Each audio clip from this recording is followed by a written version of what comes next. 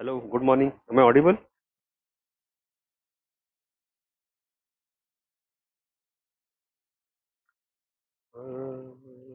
Good, good. चलो ठीक. हाँ. So we have to cover one topic which we should have covered actually earlier, just after the Paris Peace Conference, and that was what happened in the Arabian Peninsula after, during, and after World War One. It is important for us to. Why it is important? It is important because आज के दिन में जो अभी चल रहा है Hamas Israel Palestine issue, problems between various countries in West Asia or Middle East, as the West prefers to call it, वो सारे इश्यूज जो है उन सब की जड़ कहीं ना कहीं एग्जैक्टली 100 साल पहले जो वहां पे हुआ था इन पेरिस पीस कॉन्फ्रेंस, और rather in world war one, वहां पे जाके रुकती है. उसके पहले क्या था? उसके पहले तो ऑटोमन एम्पायर था. For many hundred years it was Ottoman region which controlled entire West Asia. It is only after Ottomans started to crumble that the Western European powers started to put their greedy gaze upon this region, and then when they came, they conquered, they distorted the region so much कि वहां से अभी तक निकलना अरबों को possible ही नहीं हुआ है. माने you look at it in this way that Europe, out of its sheer madness, fought two world wars, collectively around 30 years war, from 1914 to 1945. But the legacy of Europe, the legacy of war of Europe is continuously felt in Arabia for last 100 years. वो 30 साल में निकल लिए, ये 100 साल वहीं पड़े हुए हैं. The reason being the changes that were brought in West Asia by European countries when the Ottoman was receding, or rather when the Ottoman was forced out. तो आज के दिन के सारे प्रॉब्लम आपको वहीं पे दिखाई देंगे. तो why what we will be looking at today is the origin of all this problems. ठीक है, that is one thing. Second thing, before I go forward, I have to show you the map and give some idea of what we are gonna do now.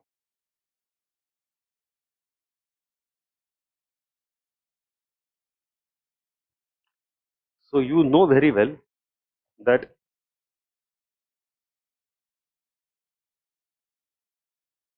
this was the Ottoman region, right? अब इस reason में धीरे धीरे धीरे by the time of 19th century, when Ottoman had become unreformed, non-reformed, non-modernized, and become weak and corrupt, it became a sick man of Europe. And when the wave of nationalism reached the Ottoman region, different ethnicities started to assert their own nationalism. ये हमें पता है. What we have seen is the first country of the Ottoman domain जहाँ पे ये शुरू होता है is Egypt. It is this one.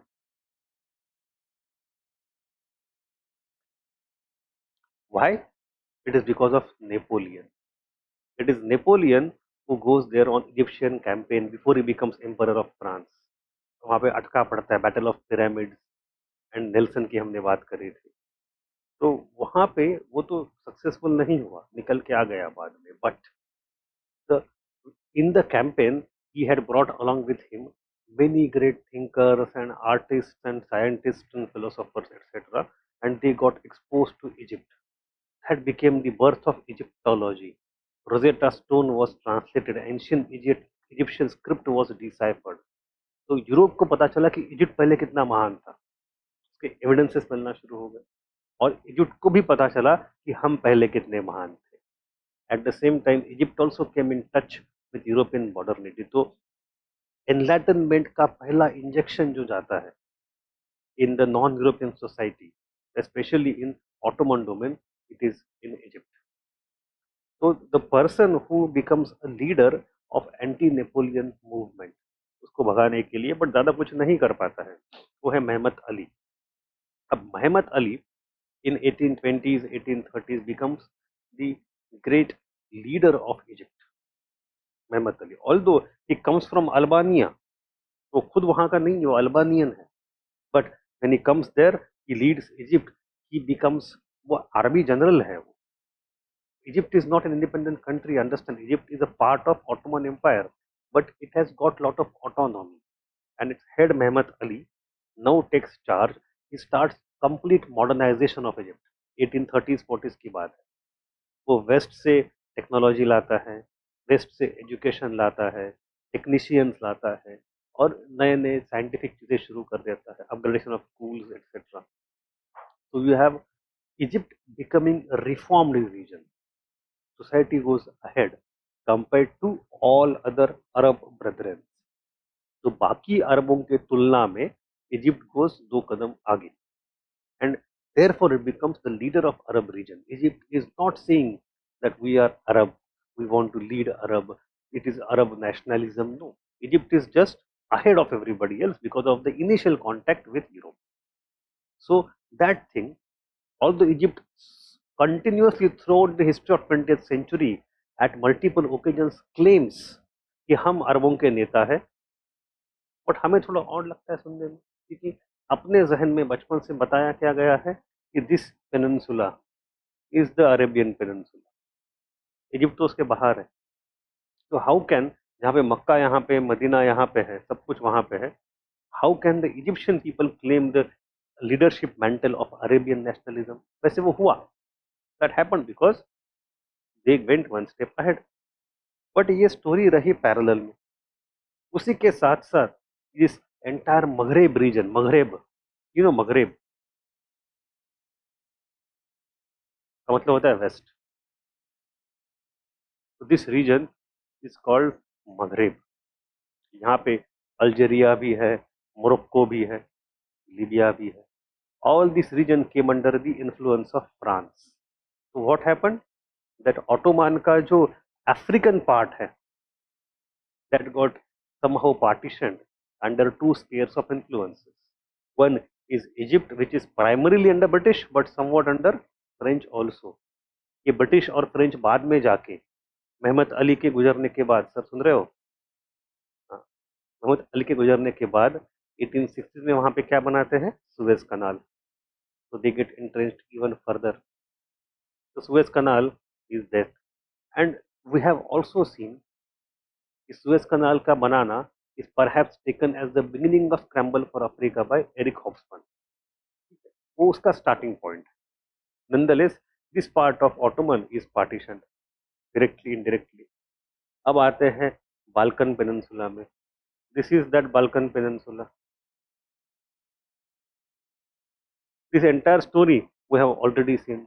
The Christian domain under Muslim power and different Slavic nationalism and Romanian and Bulgaria and Serbia and Montenegro and Bosnia Herzegovina and problems and problems and problems, Treaty of Saint Stefano and Berlin Treaty etc. हमने पूरी history देखी, how it led to First World War. याद करना मुश्किल है, I know that, but कहानी पता है. So the European part of Ottoman is also gone. We have also seen the story of Turkey, the Turkish nationalism, and Kemal Pasha, and how he revised the Treaty of Sevres, right?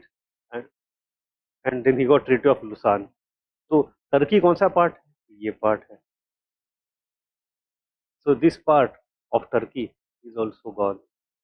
तो हमने जो story आज तक देखी है अलग अलग lectures में, so we have touched upon Egypt, we have touched upon the Balkan Peninsula, and we have also touched upon the story of Turkey. ये सब साइमल्टेनियसली हो रहा है, हमने देखा लेक्चर में अलग अलग जगह कि अपनी कहानी वैसे इवॉल्व होते गई। अब एक जो सबसे बड़ा एरिया बचा है वो है what happens to this Arabian peninsula. आज हम वो देखेंगे, ठीक है। That is how you have the dissolution of entire Ottoman empire. Africa, Balkan, Turkey and Arab region, these are the four major region. And what you have is different types of nationalism emerging. यहाँ पे आपके पास है Balkan nationalism, seen that, यहाँ पे आपके पास है the story we have seen of Greek independence of 1820s to 1830s, during the time when we saw different revolutions in Europe. तो यहाँ पे आपके पास है Greek nationalism. We have seen over here what we have is Turkish nationalism.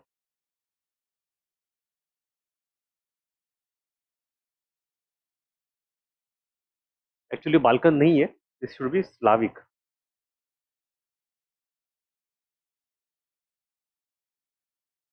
Slavic.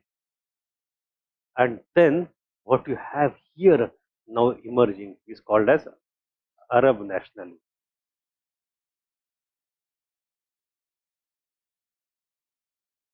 And there is one more nationalism emerging called as Jewish nationalism, or we call it Zionism. वो आपका सारे Europe में ही फैल रहा है, फिर यहाँ के आके बसता है. तो late us call it over here Zionism.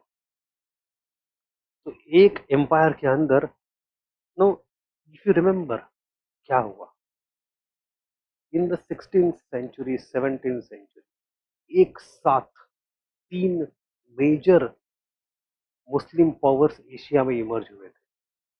One is Ottoman Turkey, other is Safavid Iran, and third is Mughal India. All and चौथे थे सेंट्रल एशिया में, वो है Uzbek, but they are not as centralised, थोड़े ट्राइबल ज्यादा थे, but let us call them four power, no problem. वे four major powers emerging at a time across Asia, and they are the major power. China एक power है, अलग है, उसमें Europe कुछ नहीं है, जस्ट इमर्ज हो रहा है मर्केंटलिज्म के through. So of that, Persia is gone and now divided into multiple regions. कुछ पार्ट यहाँ पे अलग हो गए, कुछ सेंट्रल एशिया में अलग हो गए. Uzbek is gone and divided. Ottoman is gone into so many nations, again divided. India is also divided into 4 or 5 nations. At least 3 nations तो है ही, India, Pakistan, Bangladesh. So all these empires crumbled under emergence of nationalism. हम उसको उस परिप्रेक्ष्य से, we don't look at it through that lens, but that is what is happening. That nationalism which emerged over here created nations which were already states, but then they made nations. That one emerged over here by the mid of 19th century, already became nations, and then they became states. Then when it went over here, it destroyed three major empires: Austria-Hungary, Ottoman, and Russian. देखा था हमने. And then gradually it came over here. Persia में भी है, India में भी है, China में भी है. पूरी कहानी चलती रहती है. 19वीं और 20वीं सदी की कहानी क्या है? कहानी है nationalism. But anyway, come back to our topic today, that is Arab national. And the entry point that we have chosen to enter into this topic is what happens during World War One. Let me see if you have any doubt.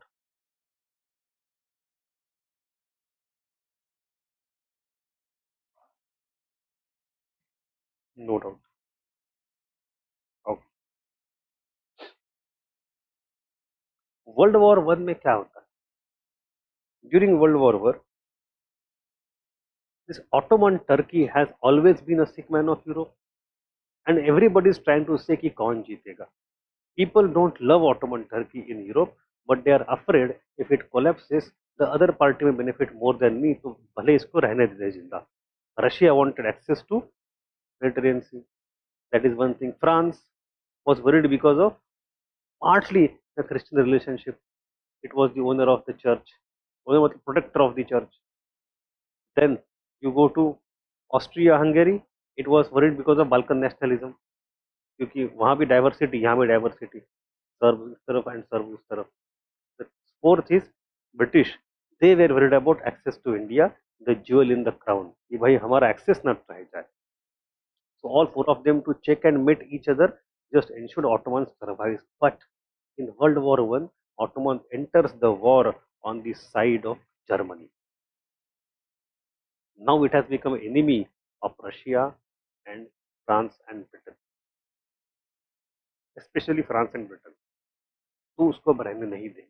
Now once it is enemy, you have to do anything that you can to ensure कि वो cripple हो जाए। तो what did British do? British did three things, exactly three things in Ottoman domain during world war 1। और वो ऐसी चालाकी करी, ऐसी डिप्लोमेसी करी, इसके कॉन्सिक्वेंसेस वो पूरा region and thereby entire world आज तक भुगत रहा है। वो क्या है? The first thing is what we have over here is something called as Hussein McMahon agreement. अब ये क्या है? It was a secret treaty between a person called Macmahon, who was a British ambassador in Egypt, or Hussein, who was the Grand Sharif of Makkah. He came from the Hashemite clan, which has been a very important clan in Arabia since before the time of Ottoman. तो अरबों का वो natural leader है, उस clan का leader है, तो अरबों का नेचुरल लीडर है। तो उनके साथ अंग्रेजों ने एक सीक्रेट ट्रीटी करी, and they were to organize a revolt against Turkey, and as a reward after the war they would get a unified Arab nation. उनने क्या कहा? सिंपल ये सोचा कि भाई टर्की को वीक करना है तो अरबों को फूस लगाओ। If Arabs revolt against Turkish, then automatically the energy of Turkey would be diverted. उनके देश के अंदर, उनके एम्पायर के अंदर ही आग लगी हुई है, थोड़ी आर्मी वहां जाएगी, अटैक तो वीकन हो जाएंगे। बात, so it was a simple diplomatic maneuver to ensure that the enemy becomes weak. But it is premised on the emergence of Arab nation. अरबों को अलग होना ही क्यों था? टर्किश के नीचे थे सदियों से। So there comes a question: what was the reason because of which Arabs became ready for that? So here we have to go back into story of Arab nationalism and understand ultimately why this agreement was important. So Arab nationalism emerged during opening decade of 19th century. By the First World War, it had assumed its embryonic form and the British decided to exploit it to their benefit. कैसे? So look at emergence of Arab nationalism. अब कहानी सुनो थोड़ी Ottoman की। Ottoman Empire is created by Turks. The Turks have actually come from Central Asia,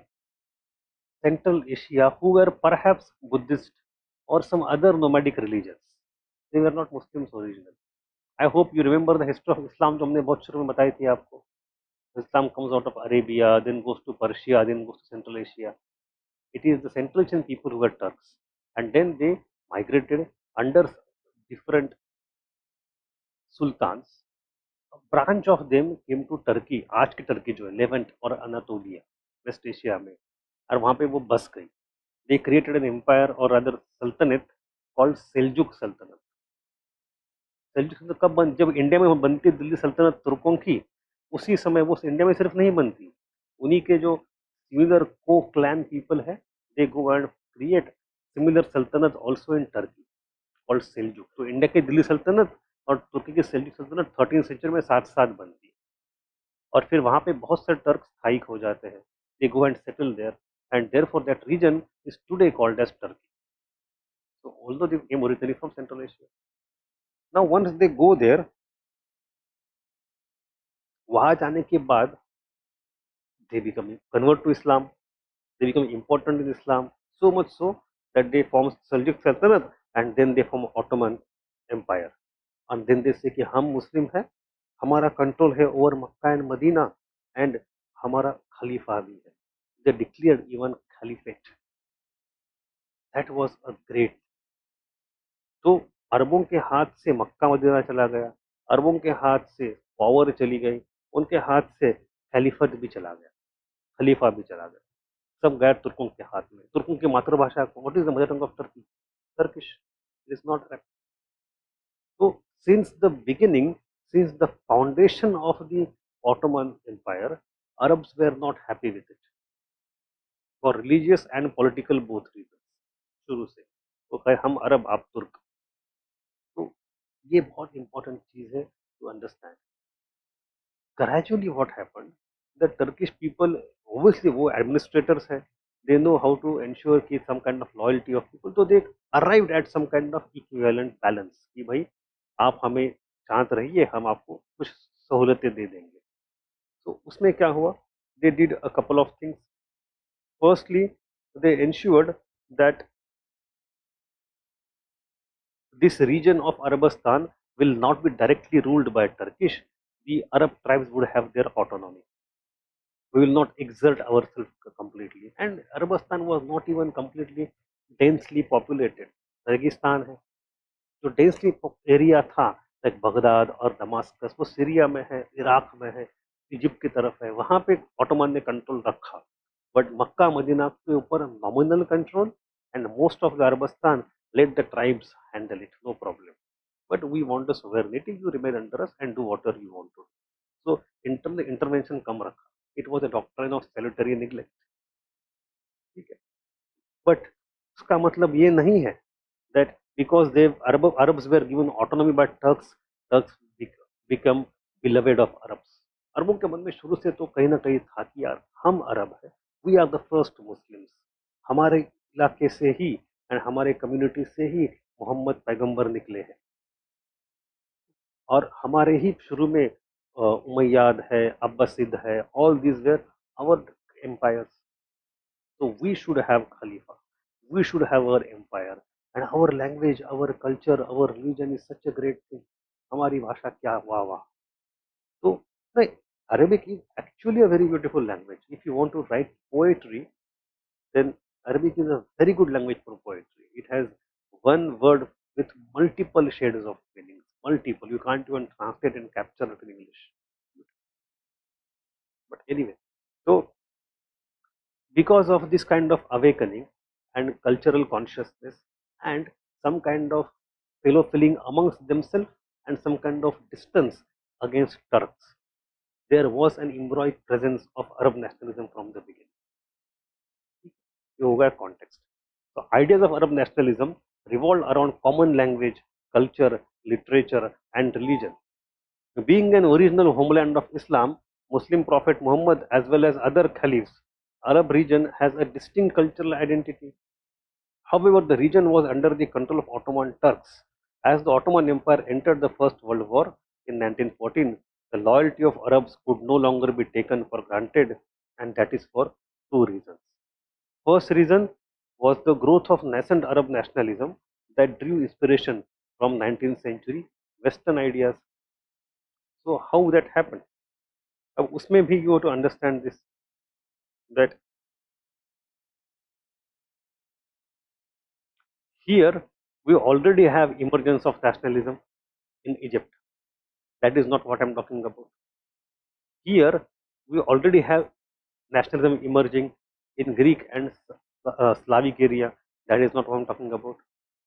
Here in Turkestan again we have nationalism emerging. Turkish nationalism, we are not talking about that. Only about Arab region, but even within Arab region, we have these regions like Syria and Iraq, etc. These are actually more populated compared to this Arabistan. These regions are more populated. This is Mesopotamia. यहाँ पे Tigris and Euphrates है, यहाँ पे Babylon है, यथा, Baghdad है, Damascus है. So all these great cultural cities are actually in this region and not in Makkah Medina region.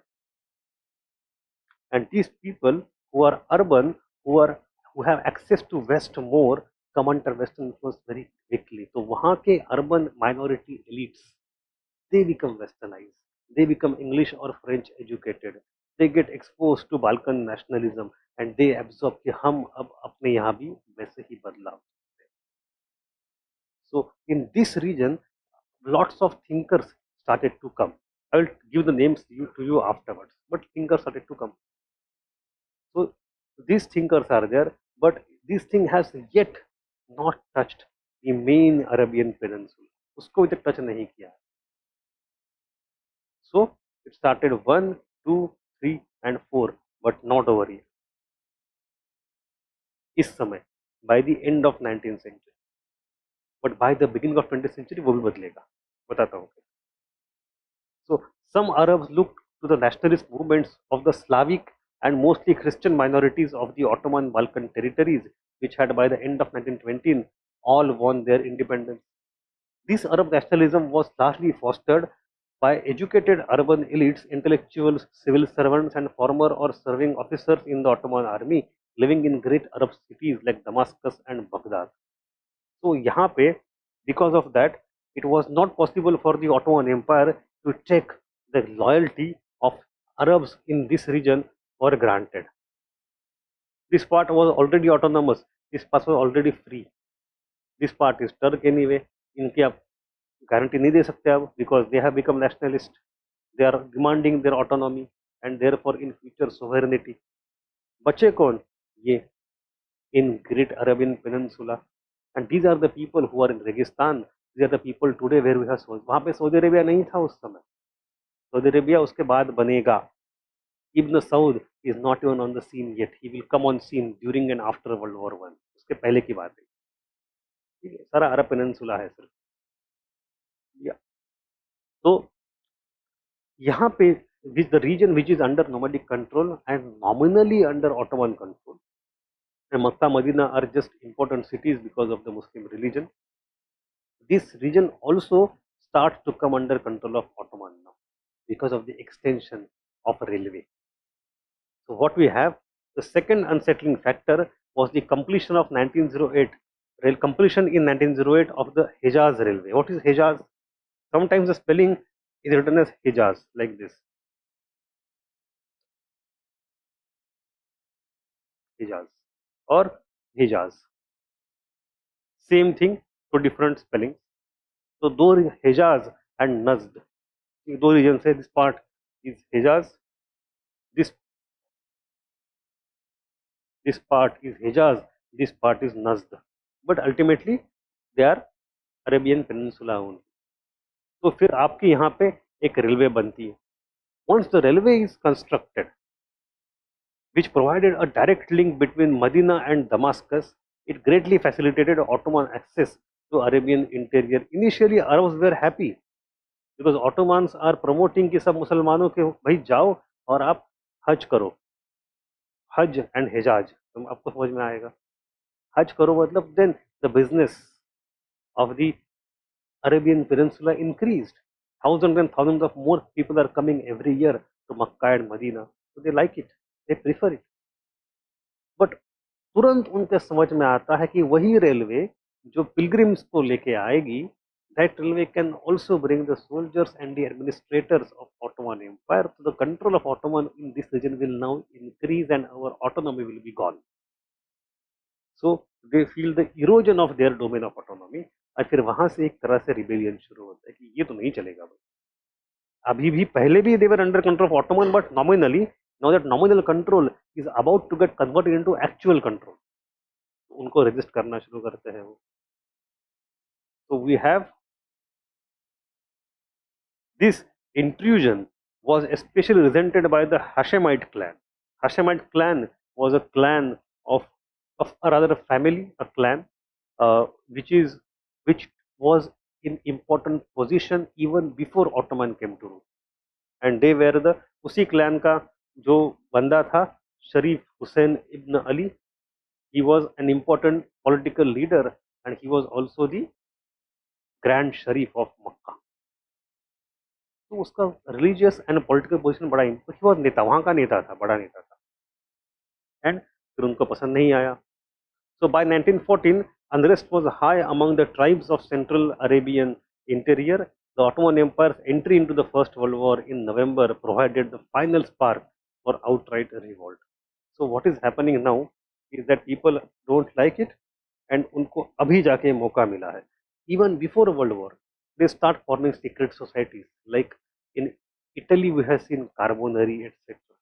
Here also they start the same. तो पहले से बारूद भरा जा रहा है, लेकिन उसको चिंगारी कब लगेगी? जब वर्ल्ड वॉर वन शुरू होगा. तो आई hope you have got background of Arab nationalism. अब आपको एक पेज नोट्स में डिक्टेट करूंगा, लिखो.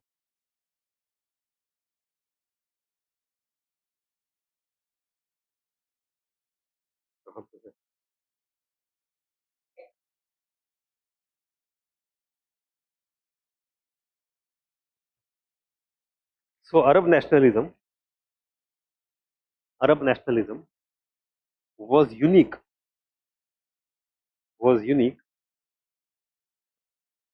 in a sense that unique in a sense that it emphasized the independence of every Arab state on one hand. It emphasized the independence of every Arab state on one hand, and on the other hand, every Arab state on one hand, and on the other hand, it stood for, and on the other hand, it stood for Arab against outsiders.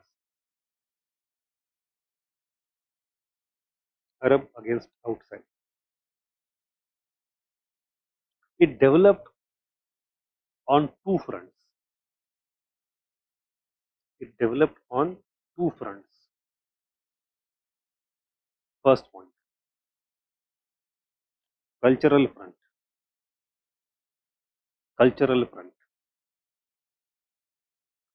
Arab nationalism aimed Arab nationalism aimed to foster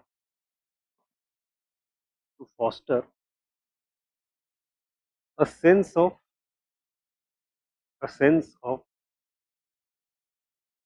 shared identity.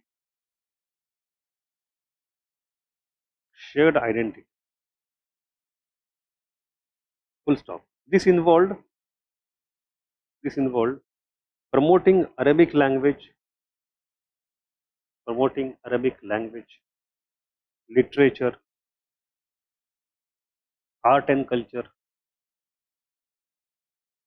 as well as highlighting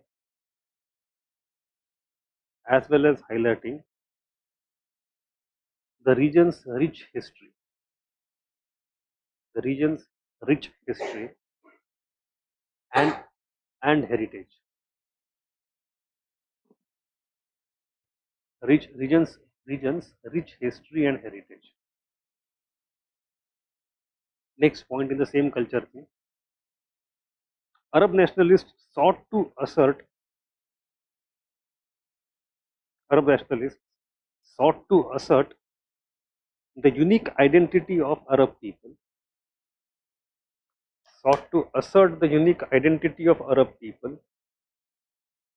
distinct from both, sought to assert the unique identity of Arab people, distinct from both the Ottoman and European cultures.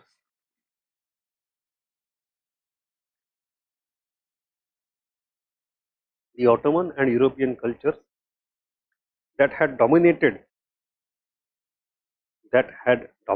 the region for centuries.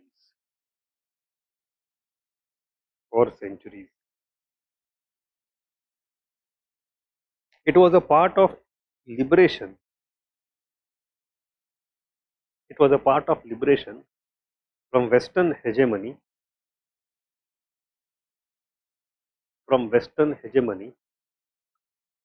by claiming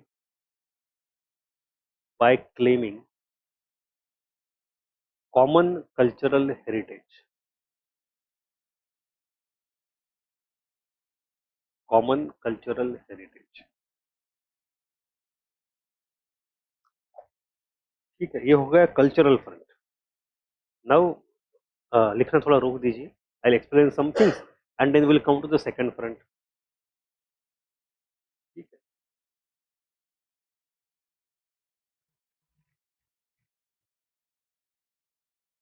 So कहानी में हम यहाँ तक पहुंचे हैं. By 1940 the unrest amongst the tribes was very high, especially in the peninsula, because the domain is getting, and we have seen how they are forming culturally as a uniform nation, and then they get apart. तो अंग्रेजों ने देखा world war 1 चल रहा है, Ottomans have entered the war against our side, on the side of Germany, so they are enemy of us, we need to do something, let us go, और वहाँ पे कुछ आग लगा देते हैं. We have a very famous hero, his name is T.E. Lawrence. I think most of you have heard of this movie, Lawrence of Arabia. It's a very thin book. On that book this movie is made, Lawrence of Arabia. उसी का ये film poster है. It's a very famous movie. सामने दिखने के लिए आपको लगेगा कोई सफेद कपड़े पहन के बेदून है, बेदून नहीं, ही इज लॉरेंस हिमसेल्फ। ये गोरा आदमी, but he is shown in the entire garb of Arab. He is wearing Arab attire. He is not only wearing Arab attire, वो वहीं का बन जाता है। He is a British officer who has been roaming around in Arabia for quite some time. He has learned the local culture, local language, local food, and he has even started to act and behave like Arab. He became thoroughly Arabized, but remains a British officer. उसकी दोस्ती यहाँ वहाँ हो जाती है, तो British कहते हैं चलो हमारा बंदा वहाँ पे है, let us use him, and through him they contact a person called Faisal. कहानी क्या है? The British are worried that if the Ottomans get success, then the access to India will be problematic. So they want to do something strategically. So they, Lawrence, with his encouragement, the Arabs began to express themselves as a nationally conscious people. So Colonel Lawrence became friendly with Amir Faisal. Faisal is a son of the Grand Sharif Hussein of Makkah. सबसे बड़े नेता का बेटे के साथ ये दोस्ती कर लेता है, and through him he persuades him and his father कि ये मौका है चौका मार। Now you raise the revolt against your master Turks, and let us have that pact. And that pact is called as the agreement जो शुरू में गया, हुसैन मैकमोहन एग्रीमेंट। तो ठीक है, सीक्रेट ट्रीटी। अब उसमें क्या है? उसमें यह है कि British gave them a very mouth watering kind of proposal कि भाई you revolt against Turks and we will support you barood and asla and money and people, whatever you want in your revolt. You start revolting, and in future when we win the war, we will accept you as one nation, आपका देश बना देंगे, guarantee हमारी। Arabs anyway want to become a nation. We have seen Arab nationalism is rising through cultural level, and they are also anti-Turkish, so that political tinge is also there. Now they get support of British. They said okay, will raise the banner of revolt. हमारी हजारों की सेना है, हमला कर देंगे, आप कुछ हमें भेजो इंसान और पैसे। Once we win, we accept us as one nation, independent nation from Turkey. Turkey का डिसमेंबरमेंट कर, so it's good deal. And then they start revolt. The Arab revolt of 1916-1918, on receiving British equipment and funding, Arabs under Hussein, the Sharif of Makkah, broke out in revolt, and Faisal captured Aba and Meen. He entered Damascus on October 1918, about at the same time as British वहां से आ रहे हैं, अरब नीचे से आ रहे हैं, and then enter Turkish Empire is gone. So that is one agreement. अब ये हो गई story on Arab side, but was it the only thing? British चालाक थे। Apart from giving guarantee to Arabs कि अपनी जान न्योछावर कर दो, आप रिबेल करो, हम आपके साथ हैं, उसके साथ apart from that British also sign another secret treaty with French, and that secret treaty is called as Sykes Picot agreement. Sykes Picot agreement. Now what is this agreement? In this agreement you see that, photo ऊपर चला गया इसका, sorry गलती से। British and French decide कि when we win the war, we will divide the territory amongst us. This green and light green territory will go to French side, and the greyish territory will come to British side. We have the Syria region and parts of Turkey which become the French region, French spheres of influence, and this Iraq region and Transjordan, Palestine region, etc., and part of Arabia will come under British control. तो ये हो गई। So Britain, France, the secret treaty, and they also gave it secretly to Russia. Russia को भी कुछ area promise कर दिया, so Russia also became part of the same treaty. So what we have is, it was a secret treaty between Britain and France that ran counter to the earlier agreement. The two spheres of influence were come to Iraq, Transjordan and Palestine. Transjordan is nothing but Jordan only. आज के दिन में हम जिसको Jordan कहते हैं, that region was earlier called as Transjordan. That became British area, and Syria and Lebanon came under French influence. अब ये तो बहुत गजब बात है। फर्स्ट ऑफ ऑल, जैसे अफ्रीका तो चलो ऑलरेडी बट गया है फ्रांस और ब्रिटेन के बीच में, Maghreb with French, Egypt with British, तो बात ही खत्म हो गई वहां पे. Russia was also given some consolation by some offer. Russia became part of the treaty. But जब रशिया ने कहा कि ना, we have the revolution now, after Bolshevik revolution every treaty which was secret became public, उसमें से इसको भी पब्लिक कर दिया, वो जो बाद वाली बात, उसके पहले हम बात कर रहे हैं. This treaty created three main problems. Firstly, this treaty was crafted without any knowledge of Arabian people. अरब को बताए बिना, उनको बताया एक ओपनली कि हम आपका देश बनाएंगे, सीक्रेटली बोला फ्रांस को हम एरिया आपस में बांट लेंगे, इसको बोलते हैं diplomacy. And British are very happy to call it diplomacy, we call it duplicity. दोगलापन है. डिप्लोमेसी क्या आ गई, दोगलापन ही डिप्लोमेसी होती है. Then diplomacy, duplicity, whatever. And that's the first problem. And that became a huge issue because Arabs are revolting against Turks, sacrificing their life, and then at the end of the World War, what they get is not what they were told. They get something else because of this treaty, psychic. तो अरब nationalism को ठुकरा दिया अंग्रेजों ने चुपके से, दगाबाजी करी. That is one. ना कुछ नहीं हुआ, देखेंगे बाद में क्या हुआ. Secondly, the second problem was the line. देखो, look at the lines, the way they have taken or they drawn on the map. अंग्रेजों को मतलब Europeans like to draw straight lines for some reason. It has no sense. In American map, the states have straight lines. जहाँ जाएंगे straight line. Africa में कई सारे country के straight line map है. Completely senseless. It goes against the ethnic geography. It created many problems. For example, here in Syria and Iraq and Turkey, today we have problem of Kurd people. Kurdistan क्यों नहीं बना? There is one more nationalism.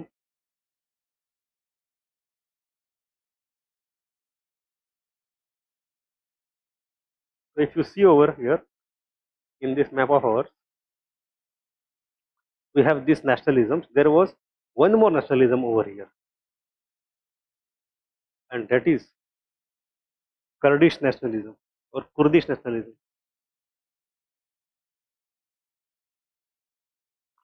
Kurds are Kurds. They are neither Turk nor Arab. वो अलग है. कायदे से देखा जाए तो यहाँ पे इतना बड़ा, some part of Syria, some part of Turkey, some part of Iraq, etc. एक देश बनना चाहिए था. कुर्दिस्तान नहीं बना है आज के दिन में भी. ठीक है. So we have Kurdish also. So by disregarding all these regions, ethnic geography and diversity, जो उनको suitable है लकीर खींच दो. That created future problems. लकीर खींचे कैसे खींचे? No commission, no boundary award, no study of ground. खींच दी लकीर. That was second. The first problem was it was going counter with the first treaty, Hussein-McMahon Treaty. That was a betrayal. The second problem was that the lines were straight and made no sense. And the third problem is there was emergence of identity struggle that started around this time. On one hand, some of the educated elites in this region wanted to go for nationalism and secularism. On the other hand, there were many people who wanted to go for Islamism. So religious identity and secular national identity. तो India में भी हमने देखा struggle, religious reform and revival. You see that on one hand we have Raja Ram Mohan Roy, other hand we have Dayanand Saraswati. Same thing happened there. We have some people who think we are Arabs but we are Muslims also. But अगर आप मुसलमानी identity को primacy देते हो तो Turkish भी उसमें आ जाते हैं, कुर्द भी आ जाते हैं, तो उनको वो तो नहीं चाहिए. So they give primacy to Arab identity. So pan-Islamism and pan-Arabism and Arab nationalism. तीसरी बात, देश अलग अलग रह या एक देश, इसमें टसल शुरू होता है. So we have these identity issues which are getting created because of random drawing of lines on the map. So this treaty was, and then तीसरी treaty अलग से, not treaty but declaration. So that was the second thing. उसके साथ साथ तीसरी चीज आती है और वो है बाल्फोर डिक्लेरेशन. बाल्फोर कौन था? Balfour was British Foreign Secretary. And in 1917, Britain gave a promise to Jews for the creation of a separate nation in Palestine. अब आप अभी तक वॉर जीते भी नहीं हो, right? The war is not yet even conquered and British are promising to the Jews that देखो हम आपका देश वहां बनाएंगे, homeland. Look at the exact wording of that Balfour Declaration. It stated that the British government supported the establishment in Palestine of a national home for the Jewish people. Nation नहीं कहेंगे, उनको पता है अंग्रेजों को इतनी अच्छी उंगली करना आता है. I am not joking. In at the same time 1917 they gave one more declaration that is called Montagu Chelmsford Declaration, right? मॉन्टेगो declaration. इसके आधार पे हम हमने कहा ऐसे समय पे जो हम निर्धारित करेंगे भविष्य में आपको आपके सेल्फ डिटर्मिनेशन के रास्ते पे चलाएंगे, इंडिपेंडेंस की बात ही नहीं करेंगे. तो ऐसे घुमा फिरा के बात करेंगे, legal thing. But anyway, here also they say national home for Jewish people. हम तो they are not clearly saying कि हम नेशन बनाएंगे, but we support homeland and national home for Jewish people. मतलब क्या है? From the Mediterranean to the eastern flank of the river Jordan, an area which came to be known as Palestine. At the same time, it said that nothing should prejudice the civil and religious rights of existing non-Jewish communities. मतलब दोनों इसको बोलते double ढोल की. एक तरफ से कहो जूइशों को वहां पे सपोर्ट करेंगे, and from the other side you say that nothing shall compromise the existing और prejudice the civil and religious rights of the existing non Jewish communities. अब ये अचानक से जूस बीच में कहाँ पे आ गए? अब तो बात टर्किश एंड अरब की चल रही थी, तो जू कहाँ से बीच में आ गए? तो for that also we have to trace the story little backward. Jews are one of the first of the three, or one not one, the first of the three Abrahamic religions.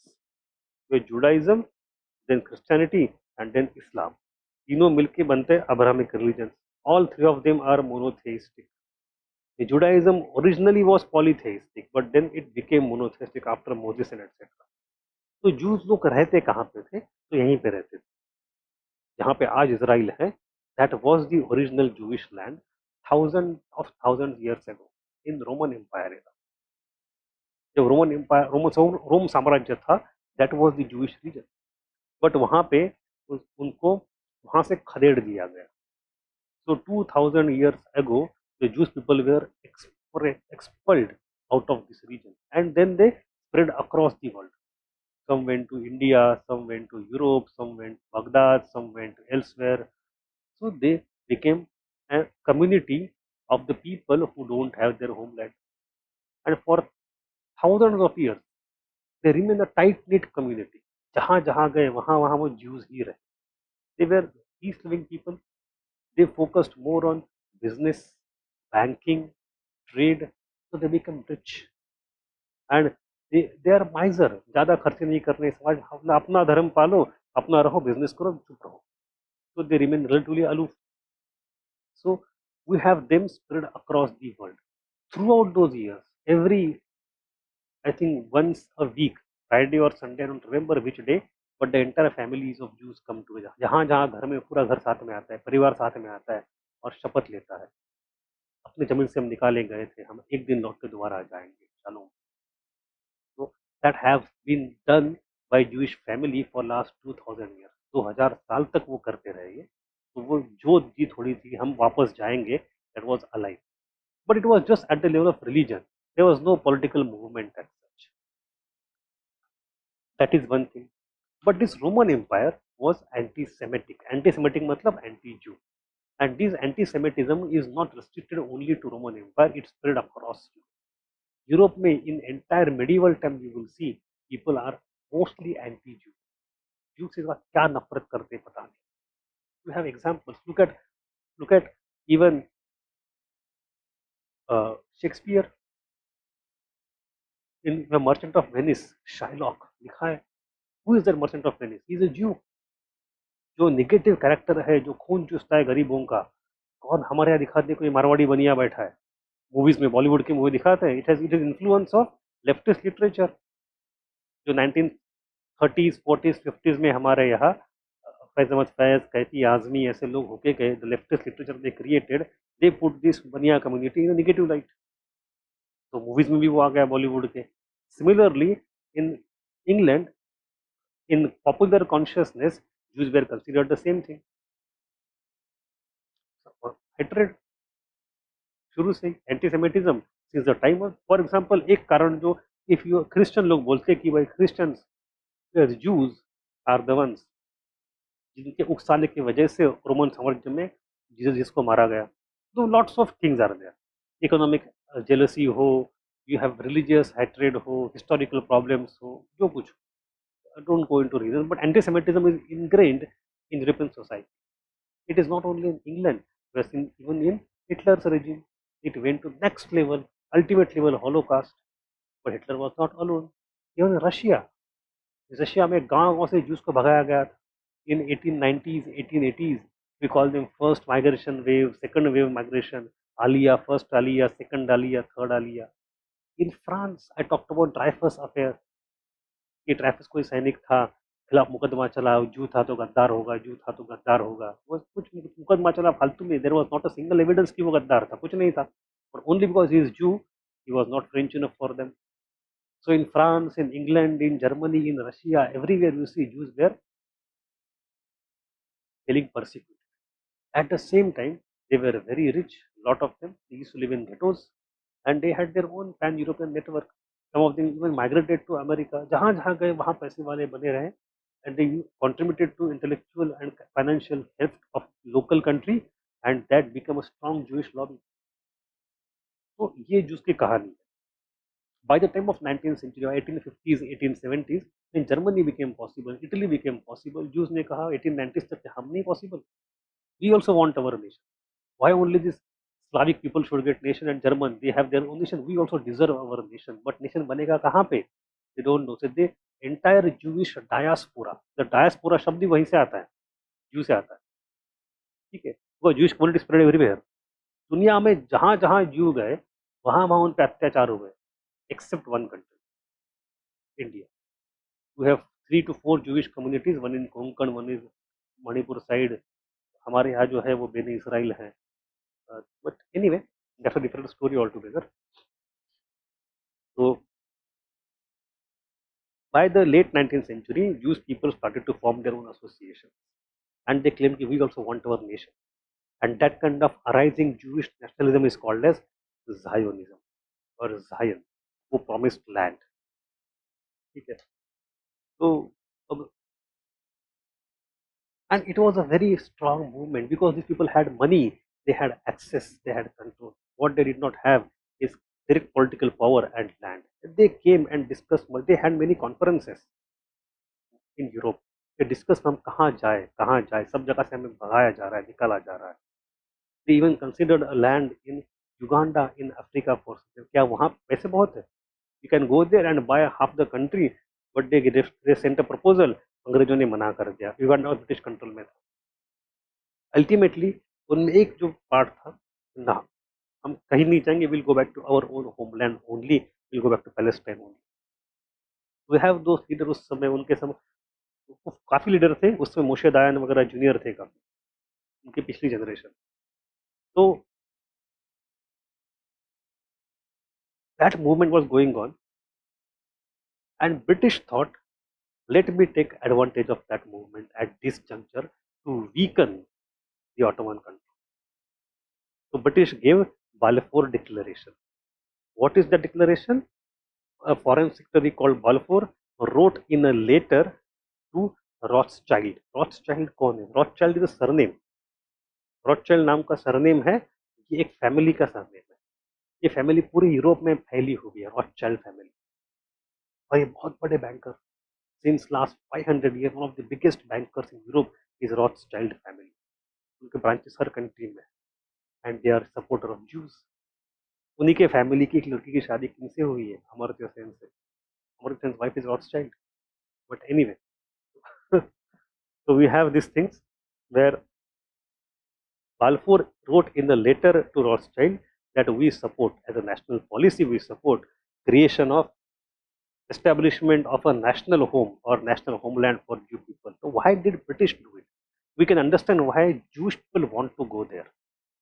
अंग्रेजों का उसमें क्या फायदा था? Three.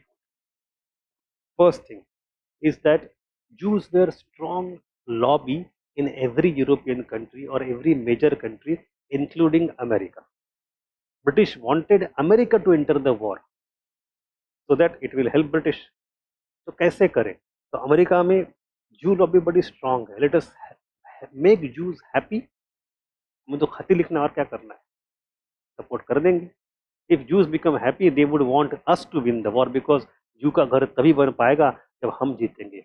हमारे जीतने के लिए अब जू कुछ भी करेंगे. मतलब क्या करेंगे? They will go and put pressure on American government की enter the war, enter the war. So to bring America in the war, they wanted to create unified interest with Jews. That was first thing. The second thing, the second thing was that if this Jew land is really created, it is at a very strategic location in Arabia. It is good land from where you can have access to Suez Canal. You can control the withdrawal of raw material and oil resources, etc.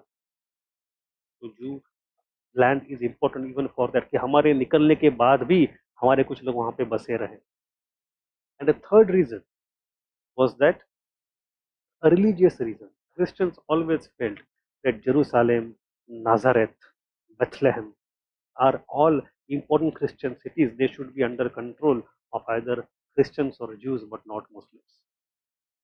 तो religious Jerusalem आज भी जो debate है तब से है, शुरू से डिबेट है. So for these three reasons, bringing America by creating common interest with Jews, strategic control of the important piece of land, and religious reason, British supported Jewish homeland. So we have this. Lord Balfour was given a hero's welcome by the Jewish community in Jerusalem in 1925. अब हुआ क्या उसका? This Zionist movement was supported by British. It was seen as great betrayal by Palestinians. Who are Palestinians? They are Arabs. Arabs are promised in that Hussein McMahon agreement that you will get one unified single free nation. तो ये तो zoom के आलमों के खिलाफ चले गए. So we have these things happening. Palestinians thought it as a betrayal for multiple reasons. Firstly, वो land तो अभी तक it is not under control of British. How can they decide? It is either under control of Arabs or Turks. British कौन आ गए बीच में decide करने वाले? First thing, आपने जीता भी नहीं. Second thing, they started to treat Arabs as minority in their own land, कि हम उनको कुछ परेशान नहीं करेंगे, हम माइनॉरिटी, हम तो मेजॉरिटी है, अरब्स ने कहा. And thirdly that what ever the promises may be, after 20 years when Hitler started to rise and Nazi power came to rule, उस समय complications और बढ़ गए of international politics. Because of these reasons, many problems happened, but we see British gave promise nonetheless. So all these three treaties and declarations were mutually contradictory. Hussein-McMahon Agreement, Sykes-Picot Agreement and Balfour Declaration. अब एक ही जमीन के, जैसे आज गांव में लोग होते हैं, कुछ कुछ जगह शहरों में भी होते हैं, एक प्लॉट को 3 लोगों को बेच दिया आपने, ऐसे 3 बार ले लिए. This is what British have done, just to ensure that they win the war and their interests are safe. दुनिया गए तेल लगाने, हम उसी रीजन को 3 लोगों को बेच देंगे. फ्रेंचों को भी बेचा, अरबों को भी बेचा और जिसको भी बेचा, और खुद खुश बैठे हैं. You see the main जड़ कहाँ जाती है? The root cause of these problems today is Western people, this imperial identity, imperial ideology. Now, आपने you have given those 3 promises. Okay, Sudeep has asked a question. What is meant by independence of every Arab state? Is it referring to every ethnicity within the Arabian Peninsula? Sudeep, it's a good question. It does not mean that. Rather, British kept it very purposefully vague. Some Arabs failed. अब अरबों के अंदर भी ना 2 type of people है. Let me give you that sentence also. They have the word called Arab nationalism,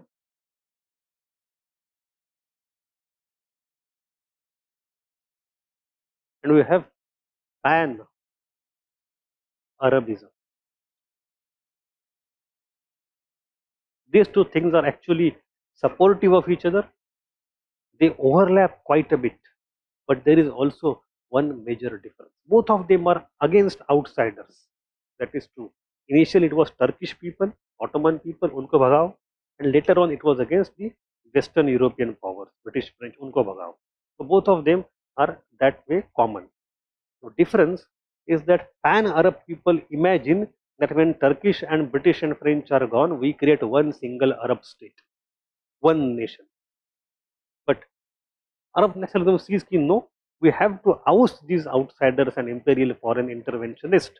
But after that, with different kings and different clans would have their own Arab countries. जो आज के दिन में कौन जीता है? Is it pan-Arabism or Arab nationalism? To the extent that both of them are overlapping, they have partly succeeded in getting independence. But in reality, there is no one Arab country. We have Saudi Arabia, we have Iraq, we have Syria, we have Kuwait, we have UAE, we have n number of nations there. We have Jordan. सब मिलके एक देश बनना चाहिए था, नहीं बना, टुकड़े टुकड़े बटा हुआ है. So today this thing has won. Pan as an idea is good, हम सब एक है, बट असल में आप बटे हुए एक है. So British crafted the sentence generally to keep this things vague. अंग्रेजों ने ना इसको बोला ना हम तो देख लेंगे उस समय, हम सपोर्ट तो करते हैं आपको, चलो लड़ाई करो पहले. बट ये टसल अरबों के अंदर भी था, इंटरनल टसल भी था. मैं आपको लिखवा देता हूँ चलो उस चीज को. It is Sudeep, I hope I am clear. So I had given you the political cultural front, right? Let us mention now political front. Second point is yes. First point was cultural done. Second point is political front. उसके अंदर first point, the anti-colonial dimension of Arab nationalism, the anti-colonial nationalism, anti-colonial dimension of Arab nationalism was particularly pronounced in the wake of World War One. The wake of World War One. Arab nationalism, World War One. Full stop. Arab nationalism, which was originally anti-Turkish. Arab nationalism, which was originally anti-Turkish,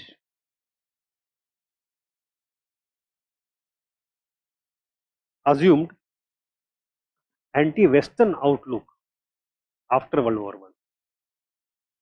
Arab nationalism, which was originally anti-Turkish, assumed anti-Western outlook after World War One. Resistance to European imperialism,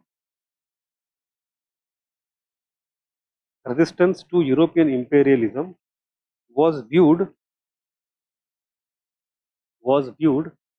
as the continuation of same political struggle,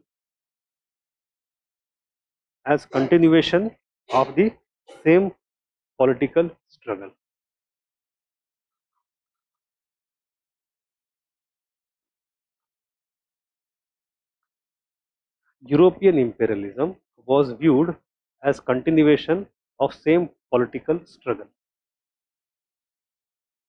Next point. The anti-colonial dimension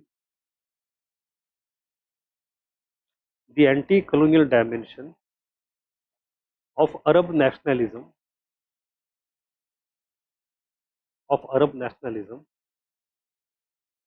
was particularly evident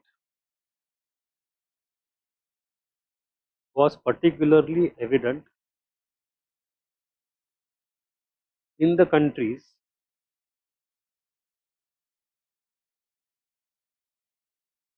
like Palestine,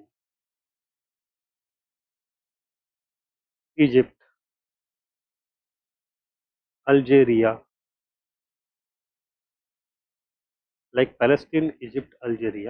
where armed struggle against colonial powers erupted.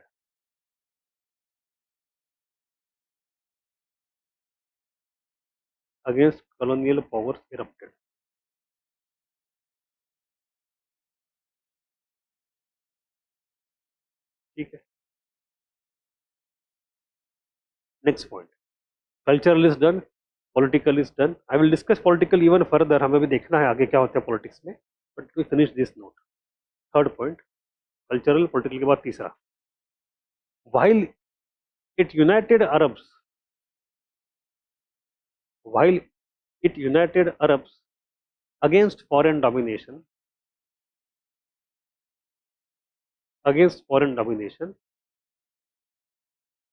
it also grappled with internal divisions. It also grappled with internal divisions. Full stop.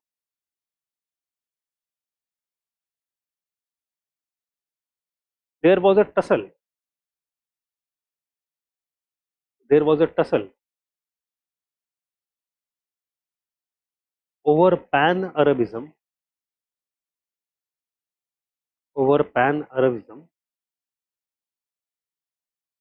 which was seeking to unite,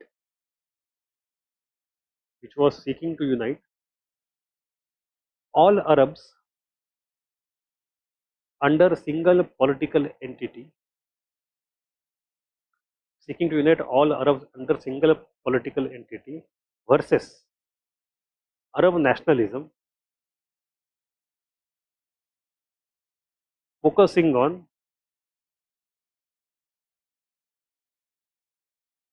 multiple coexisting Arab states. Multiple coexisting Arab states. Full stop. Pan-Arabists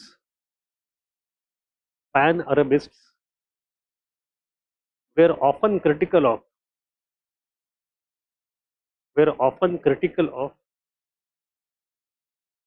what they perceived as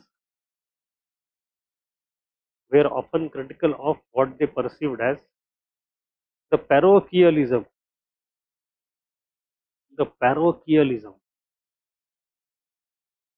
of Arab nationalism. Parochialism of Arab nationalism, arguing that it failed to address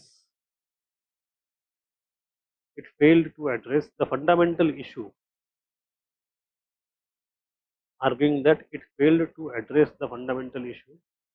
of Arab unity.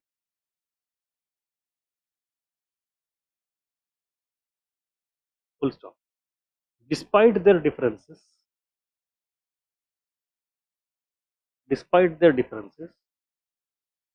both pan-Arabism and Arab nationalism,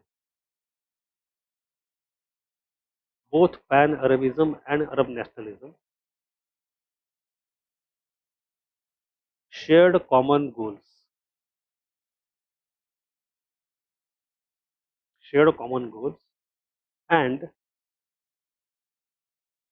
and sought to promote Arab identity,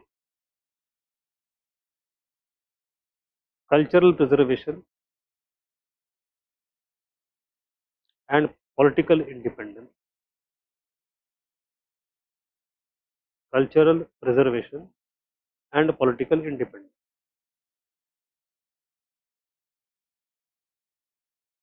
However, the Pan-Arabist dream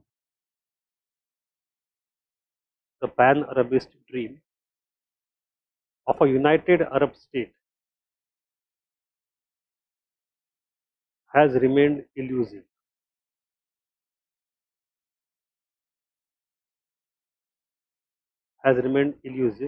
The diverse political, economic, and social realities. The diverse political, economic, and social realities of the Arab world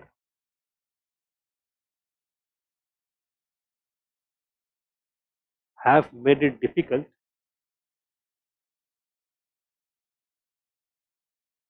to achieve this goal.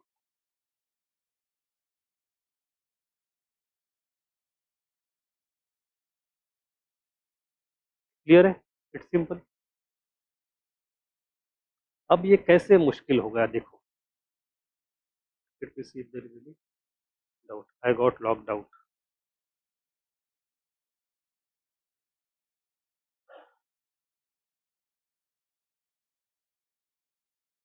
There is some issue with Zoom on my side maybe.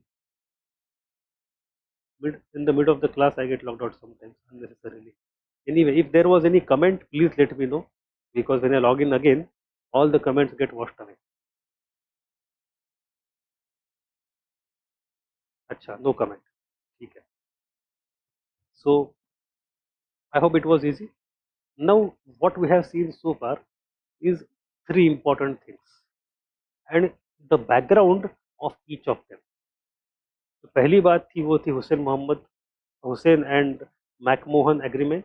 In that context, we try to understand how Arab nationalism emerged. The second thing was Sykes-Picot, which was the typical of European colonizers across the world. The same thing they had also done in case of Africa. The same thing they had done in case of entire world beforehand. So उसका secret treaty थी. And the third thing we saw how the emerging Zionist movement influenced the British strategic interest. And then they promised कि आपको यहाँ पे एक घर बना के देंगे हम, तेरे घर के सामने मैं एक घर बनाऊंगा.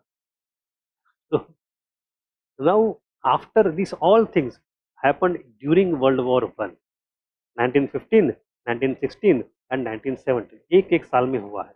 15 में अरब रिवॉल्ट के साथ एग्रीमेंट, 16 में you have Sykes-Picot and in 17 you have Balfour Declaration. By the time of 1918, 1919, World War One is over. And after World War One gets over, now the time comes for Paris Peace Treaty. The question is what happens in the Paris Peace Treaty. अब अंग्रेजों ने तीन अलग अलग promise दिए हुए हैं, उनको कोई ना कोई तो पूरा करना होगा. अब देखिए किसके साथ जाते हैं वो. So let us come to the Paris Peace Treaty. So what was the outcome of Paris Peace Conference? So after the First World War, Arab nationalism was cheated in Paris Peace Conference. Then in place of a single Arab nation, multiple Arabian states were created. So what promise Colonel Lawrence gave and what promise was given by McMahon was qualitatively vague. Arabs were allowed or led to believe that British would support one nation, but British did not give any such clear promise. And anyway, whatever the promise was given, even that was not fulfilled. So Arabs were thoroughly disappointed. अगर हमारे साथ गद्दारी की आपने. Rather than giving the region to Arabs, what British did is to divide it amongst themselves, British and French. कि आप कुछ रखो, हम कुछ रखे, and the whole focus was Sykes-Picot. And as per that, division was done, and they created something called as mandatory system or mandate system, which we had already seen in the case of Paris Peace Treaty, right? So mandate system यहाँ पे mandate system क्यों बनी? It came into being primarily because of Wilson's 14 points. Originally क्या होता अगर Wilson 14 points नहीं होते तो perhaps British and French would have just taken those territories under their control, victors, spoils. But because Wilson is saying no, imperialism is not good and that and this, ultimately they say okay, let us form League of Nations. This territory is transferred to League of Nations and League of Nations में हम ही दादा है और League of Nations हमें दे देगी चलाने के लिए. हम तब तक रखेंगे. We will keep the territory under us till that point of time when this backward region develops and becomes capable enough for self-governance. Then we will give it back to them. और हमारी duty है to help them to become self-reliant. We will help them also. इस बहाने they kept the region under them. So it is called as mandate. But not all mandate was directly under their control. Some region was given a little bit more autonomy. Some was given less autonomy. The mandatory system के अंदर भी you have group A, group B, group C, etc. But this is how the map overall looks like. That actually map that came out after Paris Peace Conference. This part is Turkey. Turkey, as I said, became independent because of Kemal Pasha Ataturk, which we have seen. Then we have Iran on that side, that becomes independent. अलग चीज है वो पूरी. In the Arab region, French mandate of Syria and control over Lebanon, and British control over Iraq and Palestine. So Iraq and Palestine under British control, and Saudi Arabia was then created and given some independence. So this is the land that came out of mandate system. So we have Syria and Lebanon were put under French mandate, direct control of Britain over Iraq and Transjordan, that is Jordan of the day.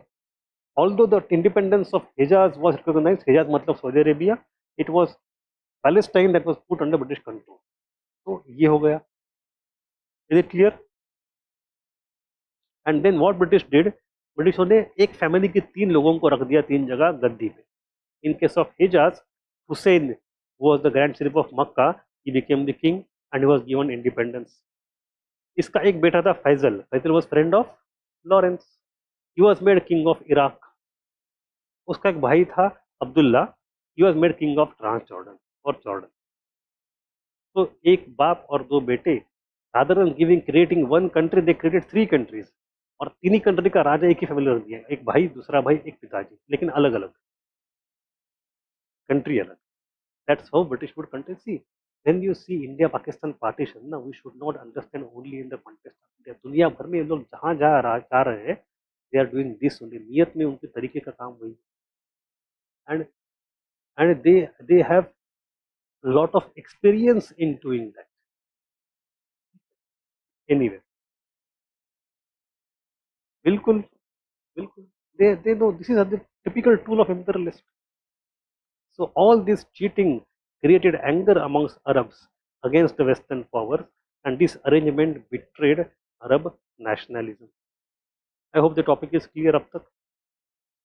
अब क्या होगा? Will Arabs accept it? Well, kind of yes, kind of no. Some problems will go on. So we have what happens after the war, after the treaty. We'll focus on British colony only. We'll not go to what happens in Syria and Lebanon because that is outside our syllabus. Iraq. Come to the first country, Iraq. Iraq may we have Faisal, who was a popular leader, but he came to power with the help of British support only. He turns out to be a very capable leader. He tries to modernize Iraq. He infuses some kind of nationalism and confidence among people, brings education change, etc. So gradually people start asserting independence, and by 1832, series of representations and series of revolts start. Ultimately, British कहते हैं ठीक है भाई हम जा रहे हैं. So although British continue to remain there under supervisory rule in till World War II, by 32 British ने इराक को independent कर दिया. Then you have Jordan, where Abdullah, the younger brother of Faisal, who declared the ruler of Transjordan. He was mostly assisted by British to exert greater administrative efficiency. In the similar way, he was only working because of the support of British. वो भी वहाँ continue हो गया. आज के दिन में Jordan में यही फैमिली है. From Iraq they are expelled. From Saudi Arabia they are expelled. But in Jordan they continue. But anyway, the main reason what happens is in case of Saudi Arabia. यहाँ पे interesting बात होती है. हुसैन जो है, Hussain who was supposed to be a popular leader and the leader of Hashemite clan who controls Makkah Medina actually turned out to be incapable. इन दोनों के पिताजी. And he became more and more indebted to British. British interference increased because of his being the ruler. So people started feeling anti-British. That anti-British anger transferred into anti-Hussein. उसका फायदा उठाया दूसरा इंसान, his name Ibn Saud. Ibn Saud was the leader of another clan called Saud, जहाँ से आज Saudi Arabia बनता है. इंसान का नाम है ये Ibn Saud. And he was originally in 1910s and 20s a friend of Hussein. Hussein and Abdul Aziz Ibn Saud, friends थे, अलग अलग क्लैन के हेड्स थे. They even supported each other in military campaigns against their rivals. But after World War I, when Hussein becomes the king, the reaction set against him in common public, उसका फायदा Ibn Saud उठाता है. Ibn Saud is ruling not over Hejaz but over a neighboring region called Najd. Gradually he started expanding his region और फिर उसके हुसैन की tussle हो जाती है. Meanwhile, Hussein, what does he do? Hussein खुद को बोलता है कि अब मैं खलीफा हूँ. Somehow अरब वर्ल्ड में खलीफा की अहमियत आज भी है. So much so that since the end of Ottoman, Hussein tried to declare himself खलीफा. दिक्कत हो गई. आज के दिन में आईसिस ने भी कहा कि हम खलीफा है, दिक्कत हो रही है, राइट? वो प्रॉब्लम वहाँ का पॉलिटिक्स है, very complicated. But Ibn Saud said कि भाई इफ ही बिकम्स खलीफा then my support is gone, because खलीफा is by default the head of Sunni Muslim world. What do I do? Ibn Saud parallelly got support of another religious tradition. पता है कौन सी? Wahhabism. So Wahhabism was a growing religious political ideology in Arabia at that time. Wahhab was an old, Wahhab एक आदमी का नाम है, वहां से आई है. नहीं, बहाई अलग होता है. Baha'i is a different religion ऑल टू. इस्लाम के अंदर, अच्छा you don't know basics of Islam शायद इसलिए आप पूछ रहे हैं. इस्लाम के अंदर शिया सुन्नी होता है. तो सुन्नी के अंदर चार फिक होते हैं मजहब. उसमें होते हैं शफी, हनबली, मलिकी एंड और एक कोई तो Hanafi. Hanafi are the most orthodox of all of them because these are the four schools of interpretation of Sharia. Schools of Sharia interpretation, मजहब कहते हैं, fiqh. तो Hanafi is the most Orthodox. With in Hanafi उससे भी एक सब sect है Hanafi का, उससे भी अधिक से अधिक ऑर्थोडॉक्स, वो है वहाबी. तो वहाबी इज द पॉपुलर, बहुत ही ऑर्थोडॉक्स यूनिटैनिकल इस्लाम. एकदम मतलब आज के दिन में फंडामेंटलिस्ट रेडिकल इस्लाम का सपोर्ट पूरा वहाबियों से आता है. ठीक है. तो वहाबी रिलीजियस मूवमेंट का सपोर्ट लेके इब्न सऊद ने हमला किया, मक्का मदीना जीत लिया, हुसैन को भगा दिया. So Hussein is ousted, and with the support of Wahhabis, Ibn Saud came to power. Since then, when he founded Saudi Arabia for the first time, since then in 1920s and 30s, नहीं किया. I don't know उसका बेटा बाप के मदद के लिए क्यों नहीं आया, कुछ होगा उसका पॉलिटिक्स. ठीक है. It's a good, I did not think of it ever. It's a very good question. I will try to find about it. Why the son did not send army to support father? I have no idea. I'll try to find out. But नहीं किया, और किया भी होगा तो भी जो कुछ हुआ, ultimately ibn Saud was victorious and Hussein was ousted, and then that became the foundation of Saudi Arabia. Saudi Arabia में आज even today we have the very delicate balance between the royal family and Wahhabi religious preachers. चलता रहता है. ठीक है. Yemen. So North Yemen had become independent already after World War One. South Yemen became free much later. And then comes your next issue, issue of Palestine. तो हमें देखना है कि how this Palestine issue become complicated after World War One. ठीक है. British drive to give homeland to Jews in Palestine region created a permanent conflict in Palestine region. हुआ क्या exactly? From 1917 onwards, when British conquered the territory, till 1920, for first 3 years, this region was Palestine region was under the control of British Army. British Army officer था कोई colonel Elon B नाम से, under whose control this region was there. And after 20, gradually this problem started to emerge. Palestine was given as a mandate to British under League of Nations, and British had already said कि भाई we support Jewish homeland. उस जमाने में in 1920s the USA has no role to play. USA is not that important. वो बाद में important बनती है World War II के बाद. इस समय वहाँ के सबसे डोमिनेंट दादा कौन है? British. And it is British who had given support to Jewish homeland to take in Balfour Declaration. तो होता क्या है? But the Jews across the world believe that now the Palestine is under British mandate. British control the land. British have sovereignty. They have police there. Taking advantage of that and their own money. पैसा तो उनके पास खूब है. The rich merchants and traders and bankers everywhere. They start sending Jews to Palestine. कि जाओ पैसे देके लाखों रुपए लेके जाओ जमीन खरीद. एक एक करके Jews come one after उनके they were almost not present in that region in 10 years. Hundreds and thousands of Jews came and they just gave double, triple, 4 times the price of the land. अब अरब बेचारा pageant वहां पे बैठा है. If he gives 4 times, why he would not sell? तो उसने बेच दिया. And Jews had no dearth of money. They kept buying and buying and buying. Gradually Jewish population increased. The region under their control increased. They started their hospitals, they started their schools. और अरब कुछ नहीं कर पाया. The Palestinian Arab just kept watching. They could not do any such parallel activity because they had no money. The Arab land was divided. They were just resentful of British. चलेगा क्या? But they had no idea कि क्या चल रहा है exactly. The moment they came to know कि भाई this is a huge conspiracy against us under British protective umbrella, thousands of Jews have come and taken our land. Land grabbing has happened, and then now they control. Jews ने कहना शुरू कर दिया कि अब हम नेशन है. अच्छा 10 साल के बाद 10 साल पहले कहीं नहीं थे, अब हम नेशन. तो अरब ने कहा हम नहीं मानते. It created a huge amount of tension between Arabs and Jews in 1932, 34, 35. So much so that in 1936, British had to appoint a commission. That commission is called as Peel Commission. P-E-E-L, Peel Commission. The Peel Commission, British बड़े चालाक है. वो commission बनाएंगे and they would do what they wanted to do anyway.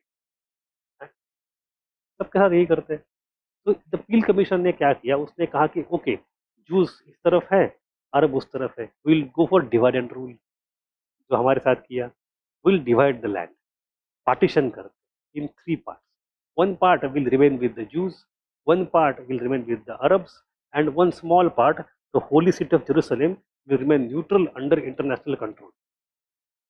कर दिया partition. तो it वो British ने कर दिया. The moment that peel commission report came out, Jews welcomed it. Although Jews had got a very small territory there, but Jews ने कहा हमें मान्य है, हम मानते हैं. Why?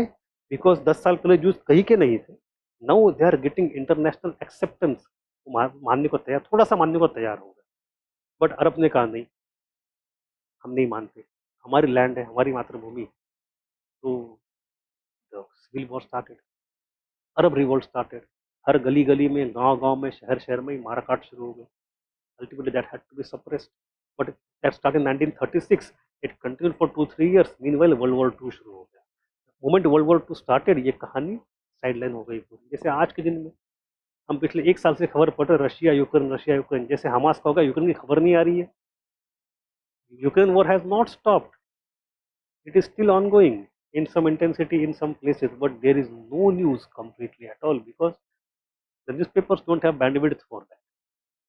Similarly, when the World War II started, this Arab-Israel issue became a very less important issue in the overall problem scenario. अब World War II खत्म होता है. When the World War II gets over, Arab issue comes back to the front कि इसका क्या करें. Then it is said that British ने कहा भाई हमसे कुछ होना जाना है नहीं. We tried our best by partitioning them. It did not work. Let the question go to UN. नई बनी है यूनाइटेड नेशंस. तो the moment UN is created, उसके सामने in front of UN security council first 2 questions come. First 2 major questions, एक है Israel Palestine, एक है Kashmir. The first 2 queries that UN handles, and दोनों में UN has not been successful. In case of India, UN ने हमारे flavour में कुछ ठीक से डिसीजन दिया ही नहीं. We don't like the decision anyway. From the beginning, we don't think it is very neutral because it was controlled by British interest only. In case of Palestine, उन्होंने दोबारा कहा let us divide, partition Palestine in 2 parts. 65% territory would go to Arabs and 35% would go to Jews. Jews ने कहा हम चलेगा, हम मानते हैं. We accept this because again Jews got the recognition, a new nation suddenly. But the moment UN ने ये कहा, Jews ने माना, Arabs ने कहा no. Arabs said no, we don't accept it. In 1948, all Arab countries came together and attacked Israel. Israel was invaded in 1948, first Israel war. Every Arab country came together and attacked Israel. But Israel had support of America at that time. They were already militarily trained and they had already amassed weapons. उस युद्ध में in shortest possible time, to the surprise of the world, Israel won. एक छोटा देश, जो देश भी नहीं था, that won against all these 5-7 big Arab countries, and that was like उसके बाद फिर इजराइल बन गया. Then we have Israel getting invaded at least 4 times in 1948. Then we have 1967 war, 6 days war, Yom Kippur war, 73, 1981 goes on. Then we have once the wars fail, people start, then where Intifada 1, Intifada 2, Intifada 3, that goes on, जो कुछ है, but that is the overall context of the issue, Israel issue. Balfour Declaration, Peel Commission, Arab Revolt, and UN. Balfour Commission, Land Grab, Peel Commission, Arab Revolt, UN decision. ये 5 आपके milestone को याद रखना बस. What happens after 48 is a different story that we shall see after World War II. अभी हम World War II तक जाकर रुक रहे हैं. क्या हुआ आपने क्या बोला?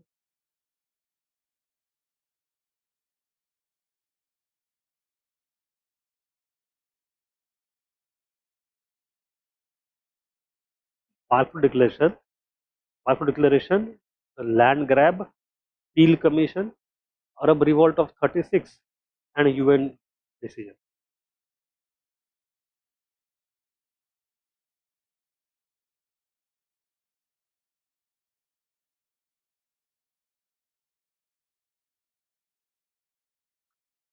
Was there any demand for republic or everyone went for monarchy? Sudeep, अब ये थोड़ा सा complicated question है because one dimension that I have not touched in this discussion is the internal ethnic composition.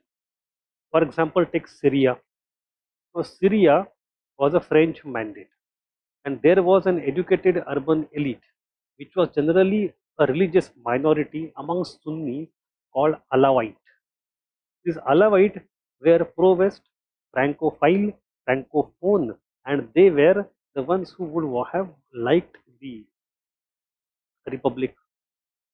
Then in Syria, in Damascus, we have a very strong, very culturally vibrant Arab Christian community, Arab Christians. Even today they are. They speak Arab as their mother tongue, but they're Christians. They speak Arabic. So they would have also wanted some kind of republic. In Turkey, neighboring region, Kemal Pasha did create a republic. So ऐसे demands थे, but by and large they end up created because the way the nation states were formed, they were formed not by people's liberation to a large extent.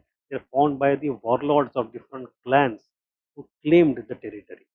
उस तरह Republic नहीं बन पाया वहाँ पे. And secondly, Western powers were always interested in having the monarchy or such kind of authoritarian states in these regions because उनके through manipulate करना आसान होता है outsiders.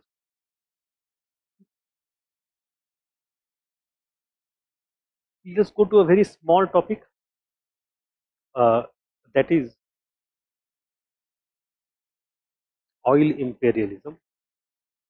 It's a very small topic and very simple also.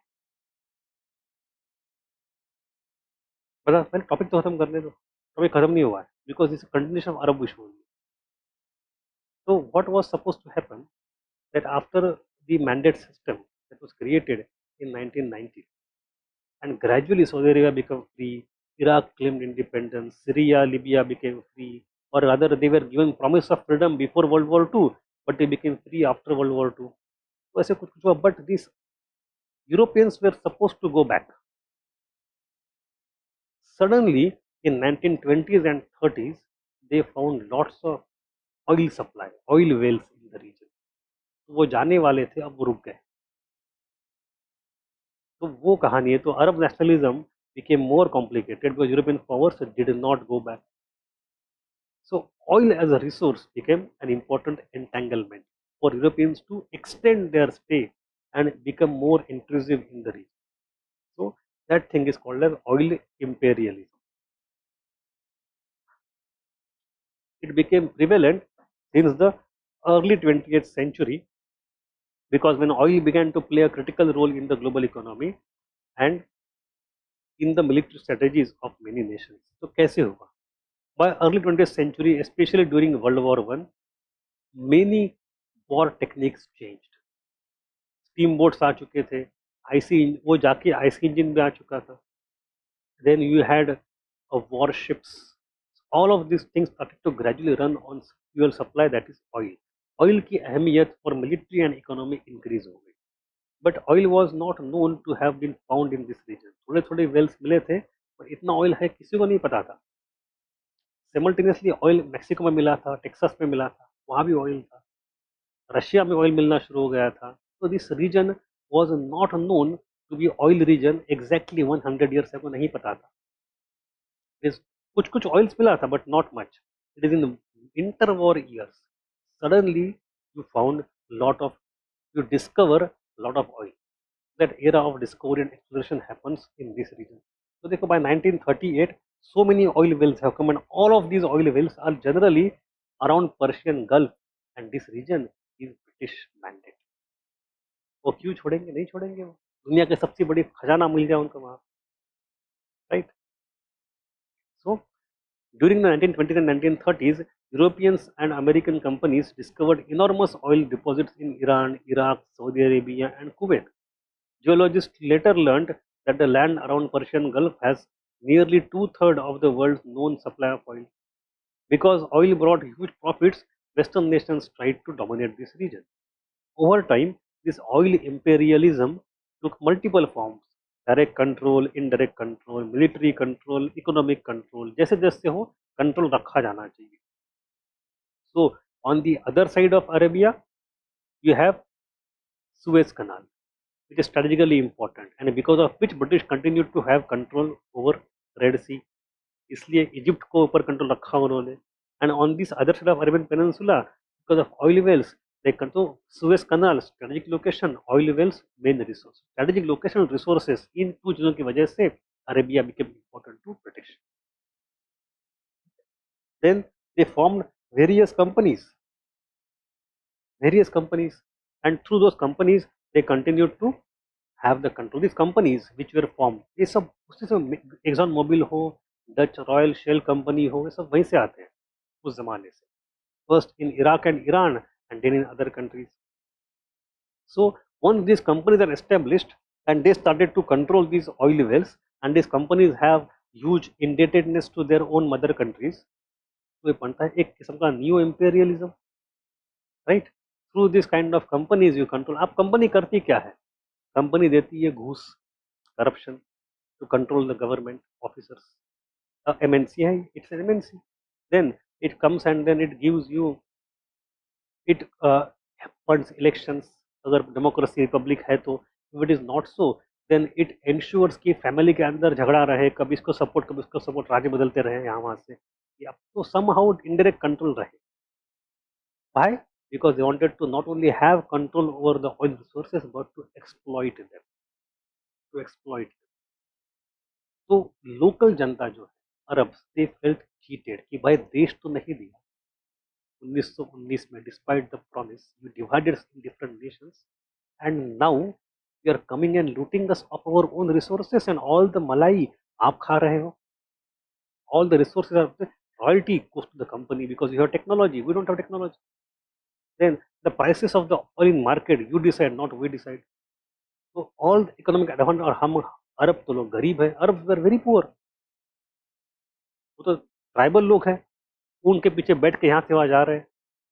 तो point है कि अरब nationalism got even more intensified and even more anti-West because they perceived it as loot of their own country's resources. ये logical था. तो अब देखो, the profits from oil production were largely repatriated to Europe, while the Arab people saw little benefit from the oil wealth of their own lands. This led to resentment and anger amongst Arabs who felt that they were being exploited by European powers. Oil imperialism played a significant role in the growth of Arab nationalism. It helped to create a common enemy in the form of European powers and to solidify the sense of Arab identity. Arab nationalists argued that oil wealth of the Middle East should be used for the benefit of Arab people rather than being exploited by European powers. They called for the nationalization of oil companies and for the use of oil profits to develop Arab economies and societies. So during World War I, World War II, the Western powers continued to have control. In Cold War, we have emerging power, that is US. So British and French withdraw gradually and US becomes more dominant. US has a legacy of intervention that it carried from Europe and continued onwards. And the most famous example you can see in case of Iran. अब देखो दो चीजें होती है, दो चीजें होती है.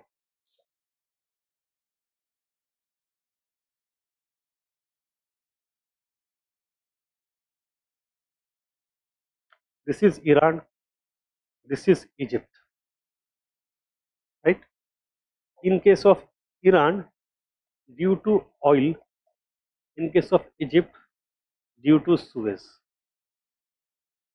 You see two things happening 10 साल के आगे पीछे. In Iran, you have a ruler, Mossadegh, and he is becoming nationalist. Iran has lot of oil wells and Western powers continue to have control. Iran बोलता है बस आप लेके जा रहे हो, नहीं चलेगा, नहीं चलेगा. Suddenly, he one day decides, I will nationalize all the assets. I will strip you of your property rights. I will nationalize. He nationalized all the oil companies का assets in his country. America got angry. उनका ऐसे कैसे, हमें भी लूटना है आपको. So they somehow managed a palace coup and Mossadegh was removed and in his place a new person was put on throne. His name is Reza Shah Pahlavi. So उन्होंने वहां पे क्या कर दिया, राजा बदल दिया, मतलब हेड बदल दिया. Reza Shah Pahlavi becomes the head with the help of CIA. He continues to rule for many years. He takes support from the West. He is not a popular leader. He has support from the West, is put on top, and with the help of British and Americans, he brings modernity, he brings funding, there is English educated elites, all those things in a very thin upper crust of society. Janta naraz. There comes a point where Iranian people get angrier and angrier.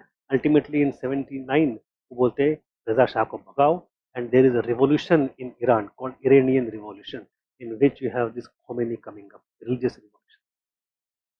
So from 50s to 70s, we have Reza Shah Pahlavi, a stooge of Americans, ruling in Iran to ensure American control over oil continues. तो आज के दिन में भी जो Iran US के issues है यहीं से शुरू होते हैं, अभी तक सॉल्व नहीं हो, अभी तक न्यूक्लियर अग्रीमेंट हो रहा है, नहीं हो रहा है, ये हो रहा है, सब कुछ चल रहा है. Issues are not solve because originally oil legacy.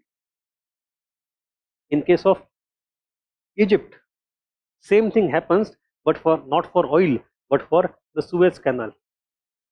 It is because of Suez Canal, we have Suez Canal Company with British and French shares. The British and French, or especially British, continue to indirectly control Egypt. Egypt is nominally free since 1920s. But because of Suez Canal strategic importance and ownership and share holding, British army continues to occupy this region. जनता होती नाराज, बोले Suez की ship जाएगी तो हमें royalty चाहिए, हमारा reason है भाई. Who are you to take royalty? So there comes a point when they also topple their own leader. Gamal Abdul Nasser comes into, हम उसकी कहानी पूरी देखेंगे अलग से. It is called Suez Crisis. We have to see that later on during Cold War. ये दोनों चीजें होती है during Cold War. ठीक है, we'll see that later Suez Crisis. But here this thing is happening in Iran in the context of oil. So I thought of covering it at this point of time. Then in 1970s, gradually these Arab countries says enough is enough. Let us form our own consortium. So they form OPEC, OPEC, Organization of Petroleum Exporting Countries, and then they make it a cartel, a lobby to decide what is the price, what is the royalty, etc. And thereby they start to gain some kind of control over their own resources. But वो कहानी बहुत आगे की चली गई 60s में, हम अभी भी पीछे आते हैं थोड़ा सा. I hope you got the overall idea of oil imperialism. It's not that difficult at all. OPEC, ठीक है. सो बेसिक फंडामेंटल पॉइंट क्या है?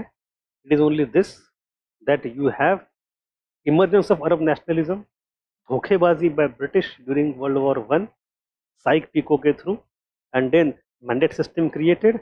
Then you have Arab nations one by one either going ahead with British king or going against that and changing the country, like Saudi Arabia. British should have gone back, but they stay because of oil, and things get complicated and anti-Western feeling get intensified. हमने कहानी यहाँ तक आके रोकी. After World War II, you have formation of Arab League and Egypt becomes important. वो सारी कहानी हम देखेंगे अलग से when we see Cold War, because that overlaps there. 50s, 60s, 70s, 80s में क्या होता है.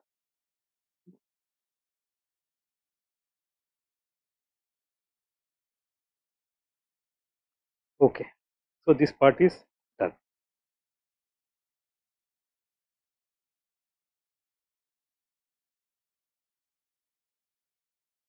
Now we have two small topics.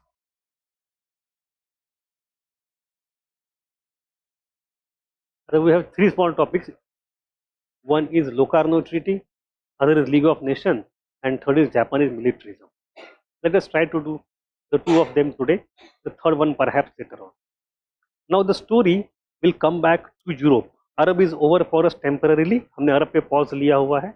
Come back to Europe. What is happening in Europe at the very same time, 1920s and 30s, वो बात करेंगे. तो यहाँ पे we have seen the domestic things already. What is happening in, for example, Italy. We have seen rise of Mussolini. उसी समय तो हो रहा है. We have seen rise of Hitler. We have seen the Great Depression and the problems. Those things we have already seen. Now we'll focus on the international dimension of Europe in those years of 1920s and 30s. International dimension of interwar years. उसमें you have to look at 2-3 things. एक है something called as Locarno Treaty. It's a very small topic. UPSC has asked question only once in 30 years, but we have to cover it. Okay. So it is called as Locarno Pacts. So Locarno is the name of a town in Switzerland.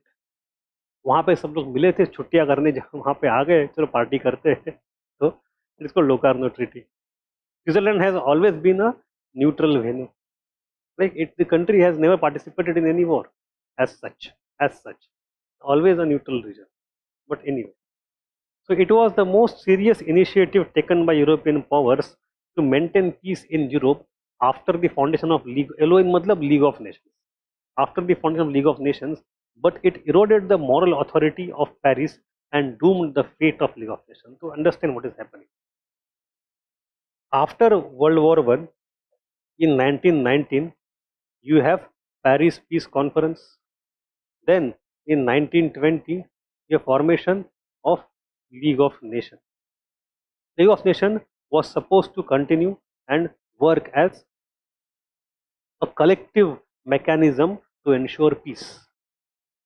And it continued till 1940s or 45, etc., when it was abolished, dissolved, liquidated. And then you have UN getting created. Meanwhile, League of Nations के बाहर parallelly these Western countries go for Locarno Pact in 1925,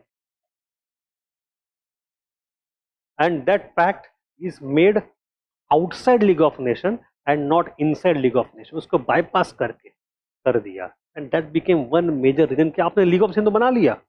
You prepared League of Nations, you established it, and then you continue to act outside it for the same purpose. That is why I have said that it was the most important initiative after the foundation of League of Nations, but it eroded the moral authority of the Paris Peace and also doomed the fate of League of Nations. क्योंकि उसको आपने बाहर किया, अंदर नहीं किया League of Nations. But था क्या issue? What was the problem?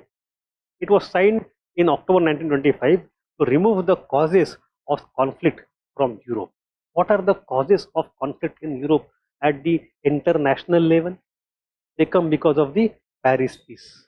In Paris Peace, there is lot of territorial rearrangement that we have already seen. ये पार्ट इसको दे दिया, वो पार्ट इसको, डांसिंग यहाँ पे, पोलिश कॉरिडोर वहाँ पे, अल्सेक लॉरेन वहाँ पे. So lots of territorial redistribution took place, minor here and minor there, especially because of the collapse of Ottoman and collapse of Austria-Hungary. Many new countries like Czechoslovakia, etc. were created. अब इनके ना उनका experience है, ना उनको कोई army अच्छे से बना हुआ है, and every other country had की ये जमीन मेरी हो गई, this is my land, that is my ethnicity. So these boundaries are not very firm. People want to redraw the boundaries. People are angry. So how to guarantee that the setup that is created in Paris Peace continues? Because कोई भी देश में नेता आता है बोलते हैं I will change the boundaries, he gets Talya. So nations are angry. What to do? Who will? So it created huge amount of international tension. Ideally, it was League of Nations who was supposed to guarantee the sanctity of the boundaries created by Paris Peace. Idea उनका काम था, but वो नहीं कर पाए. इसलिए lot of the leaders of different countries met together in the town of Locarno कि भाई आपस में बैठो एंड सुलटा दो. लेट अस डिसाइड, मांडवली कर लेते हैं कि भाई who will guarantee which boundary, ताकि boundaries remain inviolated. So that kind of debate just happened in Locarno. So we have something called as Locarno Pacts. There is no single pact, but Locarno Pacts. Multiple series of agreements were there. ठीक है. So Locarno is situated in Switzerland, was the place of gathering of 7 European nations: Britain, France, Germany, Poland, Italy, Czechoslovakia. Now just imagine the map. सबसे बीच में कौन है इसमें से? Germany. बीच में है जर्मनी. यहाँ पे आएगा आपका फ्रांस, यहाँ पे आएगा ब्रिटेन, यहाँ पे आएगा आपका चेकोस्लोवाकिया, यहाँ पे आएगा आपका इटली, एंड यहाँ पे आएगा आपका Poland. Right, simple. So we have some countries on the western boundary of Germany, some countries on the eastern boundary of Germany, and the question is how to protect these. Germany is not happy with eastern and western borders. Germany के अंदर बोल रहे कि हम तोड़ देंगे border को. बोले गारंटी क्या है कि तो सब लोग मिलकर बातें करने के लिए. You remember we discussed yesterday in the rise of fascism that there was Weimar Republic. In Weimar Republic, it had to face a lot of economic problems. One of that was hyperinflation of 1923. But by 1925, Strassmann got elected and Golden Age began, 25 to 29. And one of the elements of Golden Age was Davos Plan, and other was Locarno Treaty. Davos Plan was economic recovery domestically, and Locarno Treaty was peaceful atmosphere on the foreign front, foreign policy front. हम उसकी बात कर रहे हैं. Connect the dots from here and there. ठीक है. Because of Locarno only, we see partly the golden years of Weimar Republic could arise. शांति थी. So the treaty, the countries mutually guaranteed. Sorry.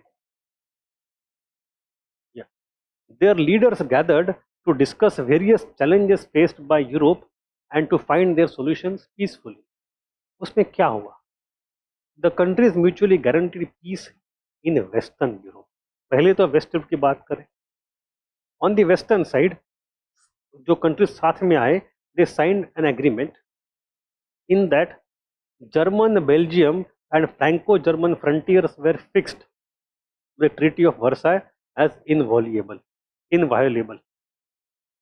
Germany की जो western front है, on the north with Belgium, in center with France, इसको Germany तोड़ेगी नहीं. Treaty of Versailles बनी है, खत्म. The treaties of guarantee between France and Poland or Czechoslovakia provided for mutual support against unprovoked attacks. So on the eastern front, this is on the eastern front. तो eastern front of Germany guarantee कौन देगा? So France ने दे दी. In case of Poland और Czechoslovakia, if Germany invades them tomorrow, I will come to rescue you. ठीक है. So on the western front, Britain and France both gave the guarantee Germany will not violate the boundary. On the eastern front, only France gave the guarantee. Germany did not. Britain did not. ठीक है. Now, the Locarno treaties marked a dramatic improvement in the political climate of Europe in 25 to 30, which was the golden period of Weimar Republic. पूरे Europe में progress हो रही है सब जगह. So it is called as Locarno spirit. Locarno spirit. यहाँ पे the trust level is high. Problems are getting resolved very easily, very fastly. Locarno marked the end of the war period and beginning of a hopeful new era of peace, cooperation and reconciliation in Europe. People thought that whatever the disputes may be, we can sit and discuss and negotiate and reconcile. We don't have to go to war to solve the problems. सदियों से हम युद्ध करके problem solve की कोशिश कर रहे हैं, अब साथ में बैठ के भी सॉल्व कर सकते हैं. Locarno has proved that. It created the very buoyant atmosphere in international relationship in Europe. They promoted expectations of our continued peaceful settlement, and it is called as the spirit of Locarno. This spirit was made concrete in future events. Like Germany, which was defeated and kept out of League of Nations, was given entry into League of Nations.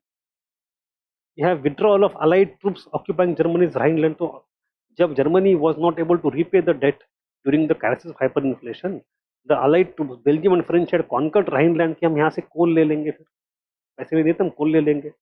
But स्ट्रासमैन आया, उसने promise दिया, तो इन्होंने troops withdraw कर दिए. तो both positive developments happened because of the spirit of Locarno. So much so जिन लोगों ने लोकार्नो निगोशिएट किया था ना, on the British side you have Chamberlain in 1924 or 25 got Nobel Peace Prize. And the next year on the German side we have Strassmann and other person called Briand, वो भी था. Briand and Strassmann, उनको भी joint Nobel Peace Prize मिल गया. Locarno was such a big thing. 2 साल Nobel Peace Prize इन्हीं के negotiators को मिले हैं. यार अब तो युद्ध नहीं होगा, golden period. But it had very negative long-term consequences. That is something good. Short term में it gave excellent benefits. The long term it came biting back. Why? The Great Britain promised to defend Belgium and France, but not Poland and Czechoslovakia. British guaranteed the sanctity of the western front of Germany, and British did not guarantee or refused to guarantee the inviolability of the eastern front of Germany, Poland and Czechoslovakia. उससे क्या हुआ? This act was seen as an act of appeasement on part of Britain. This was a big setback for a system created by Treaty of Versailles as well as the League of Nations. Although the League of Nations was to maintain this German eastern frontier, but it became clear that the prominent members of the League itself were not interested in supporting it in the task. Because who was the head of League of Nations primarily? Practically Britain and France. अब Britain ही तैयार नहीं तो league of nation क्या ही करेगी? Its consequences were quite serious in the long run. Why? Because Hitler started to go on expansion in the eastern front only. पहले उसने खा लिया ऑस्ट्रिया, then खा लिया Sudetenland, then Czechoslovakia, and then he dared to go for Poland also. He always kept on thinking कि बाकी लोग बस बोल रहे करेगा कुछ नहीं. I am allowed to go and expand in the east because eastern frontier is not guaranteed by Britain. Britain finds it okay if I expand on the eastern side. I cannot go on west. वो तो clear. On the east I can expand as much as I want because I have an idea. 10 साल पहले Locarno में अंग्रेजों ने मान लिया था.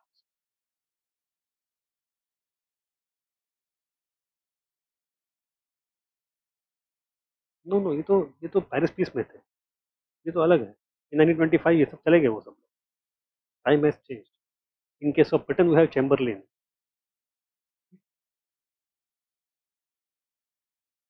The second problem, Locarno did not survive the economic and political crisis of 1930s. The moment 1929 happens, Great Depression, the spirit of Locarno is evaporated. And then on the Western Front in 1936, Hitler sent troops into Rhineland, which had been demilitarized by the Treaty of Vienna or Treaty of Versailles.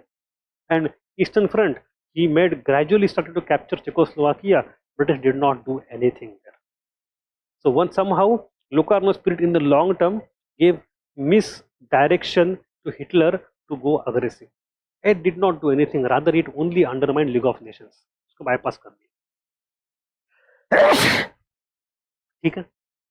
So when economy is good, everything is good. Diplomacy is also doing good. When economy is bad, diplomacy could not stop from problems getting created. ठीक है?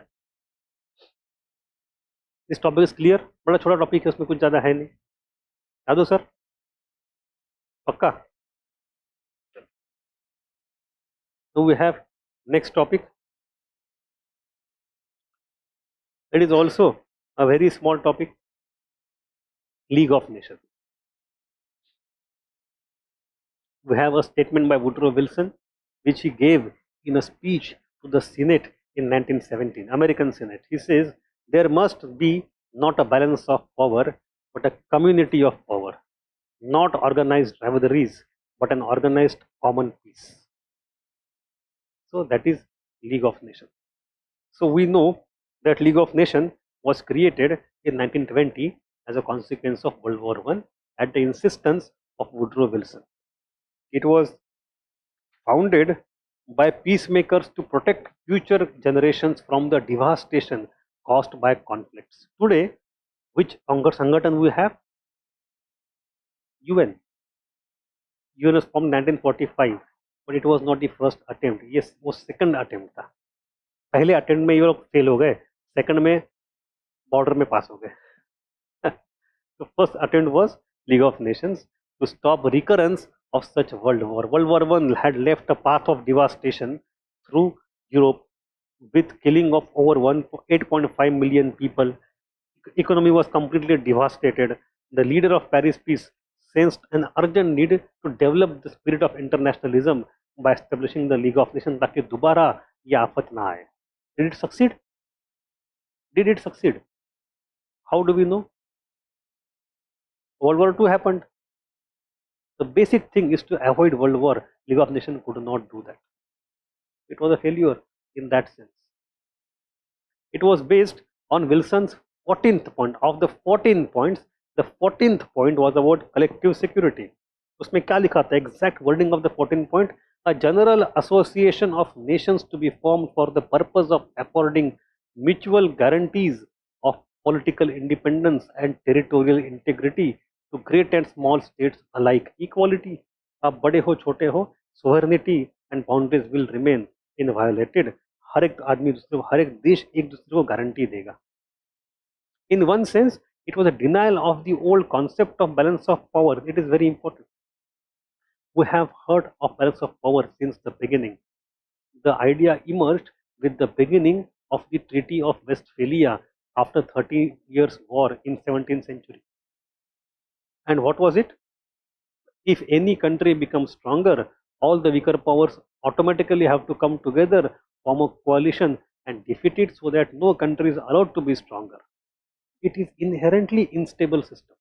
It is inherently pro-war. युद्ध करते रहो. तो balance of power is supposed to create peace. It generates war after war after war. We have seen its avatar in 19th century 2 times. First of the time, when after Napoleon we have Metternich system, which tried to maintain balance of power by dividing the boundary states of France.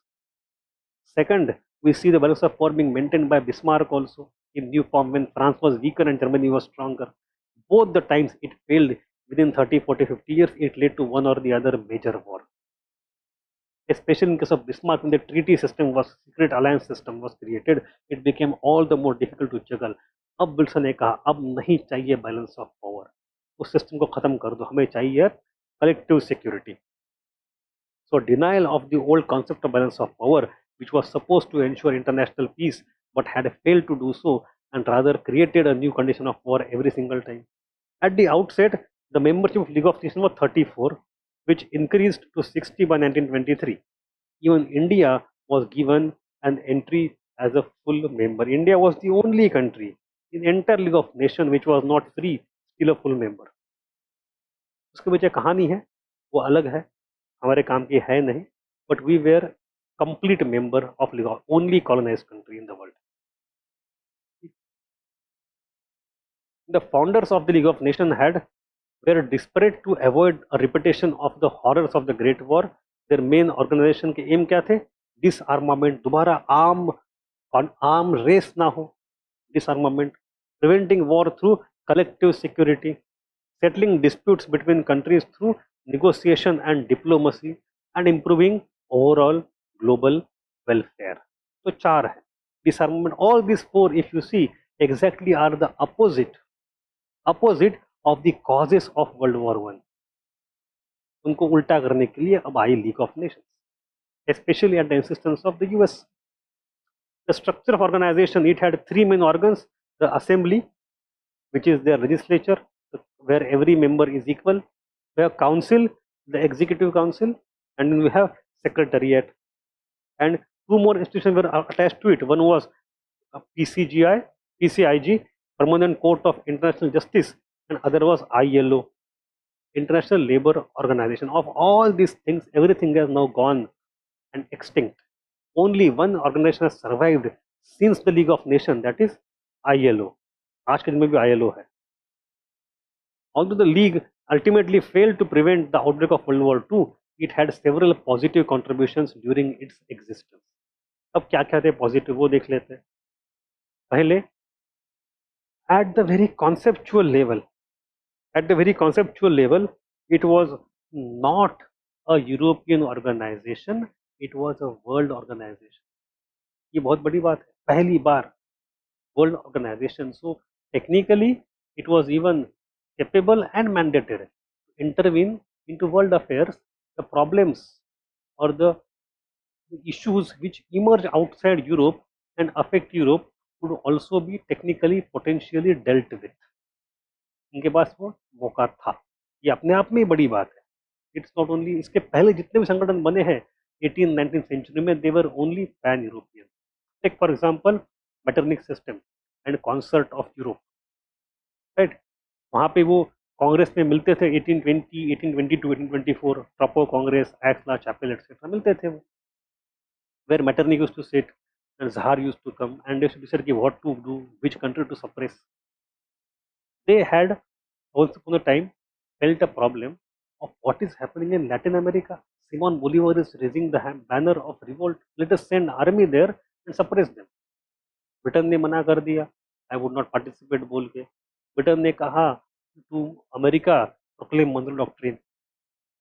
America proclaim Monroe, आपको सब पता ही है, America proclaim Monroe doctrine also, याद है पक्का? थोड़ा थोड़ा मनरो डॉक्ट्रिन, ठीक है. तो उस केस में this concept of Europe felt it difficult to intervene in the issues outside Europe, because it was only European organization. For them it was not easy to intervene in any issue which was not inside Europe. Again, immediately internal differences came up, but in case of League of Nations, the membership was open to people or countries outside Europe also. Japan के लिए भी थी, India के लिए भी थी. तो Europe के बाहर के इशू पे टैकल कर पाने की कोशिश करी उसने. ये पॉजिटिव थिंग थी अपने आप में. Like Manchurian crisis, double S हो गया यहाँ पे, Manchurian crisis. No, what was Manchurian crisis, हम उसको देखेंगे नेक्स्ट लेक्चर में कि Japan try to invade China and capture Manchuria. League of ने कहा कि भाई हटते वापस, जापान ने कहा नहीं जाएंगे, क्या कर लोगे तुम बताओ. तो जापान डिक्लाइंड और Japan refuse to go out of Manchuria. It established its puppet regime there. League of Nations could not do much, so it was actually a failure. But at least League of Nations could try to intervene into issues which were not European. Second point is in the matter of smaller nations, League of Nations could work superbly. छोटे छोटे problem in छोटे country तुरंत solve हो जाते हैं. Like the Alan island dispute between Finland and Sweden, Germany and Poland dispute over Upper Silesia, Memel dispute between Lithuania and Germany, dispute between Greece and Belgium. So these countries, which are either defeated or not so major countries, have smaller territorial issues. They were amicably, peacefully, with diplomacy resolved without any malice on any side. So ability to resolve such differences is a big thing. The League was successful in that way. But though there were minor successes involving small powers, overall the League lacked the real teeth. ये सवाल इस साल UPSC में आ सकता है, either League of Nations or in the case of UN, because now Israel-Hamas war is going on and UN has not been able to intervene so far. Because of what? Because US doesn't want it to happen. So the question that is being discussed is the UN toothless tiger? Toothless tiger, if you go for a British textbooks, they would say toothless dog. But जैसे भी करना चाहो कोई दिक्कत नहीं है. So same thing. So you can expect a question either on League of Nations or on UN or on the comparison or their failure or success and analysis this year, 2024 में. So we should focus there especially. In case of League of Nations, so it lacked overall teeth because of many things. Take examples. When it came to dispute between major states, League failed to solve them. In 1923, Italy refused to accept the decision of League of Nations over Corfu incident.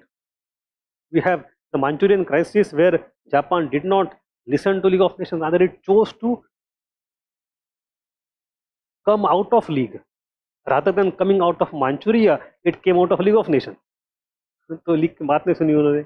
Then Italian invasion of Ethiopia in 1935 by Mussolini. Again, उसने बात नहीं सुनी. So we have some major instances where league failed. We have the examples of success, examples of failure. Second thing is promoting disarmament. ये एक बहुत बड़ा part था of League of Nations. It wanted to promote disarmament because of arms conflict should not be, arms race should not get restarted.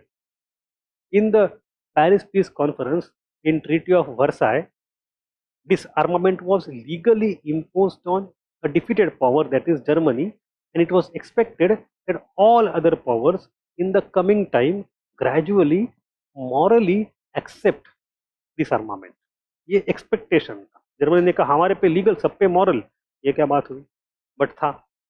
So there was Article 8 of the Covenant of League of Nations which said the members of the League recognize that the maintenance of peace requires the reduction of national armaments to the lowest point consistent with national safety and the enforcement by common action of international obligations. So there were a couple of methods. First of all, they formed a commission. That commission is called Permanent Armaments Commission. It worked, have meetings, बातें, discussion, negotiation to reduce the weapons.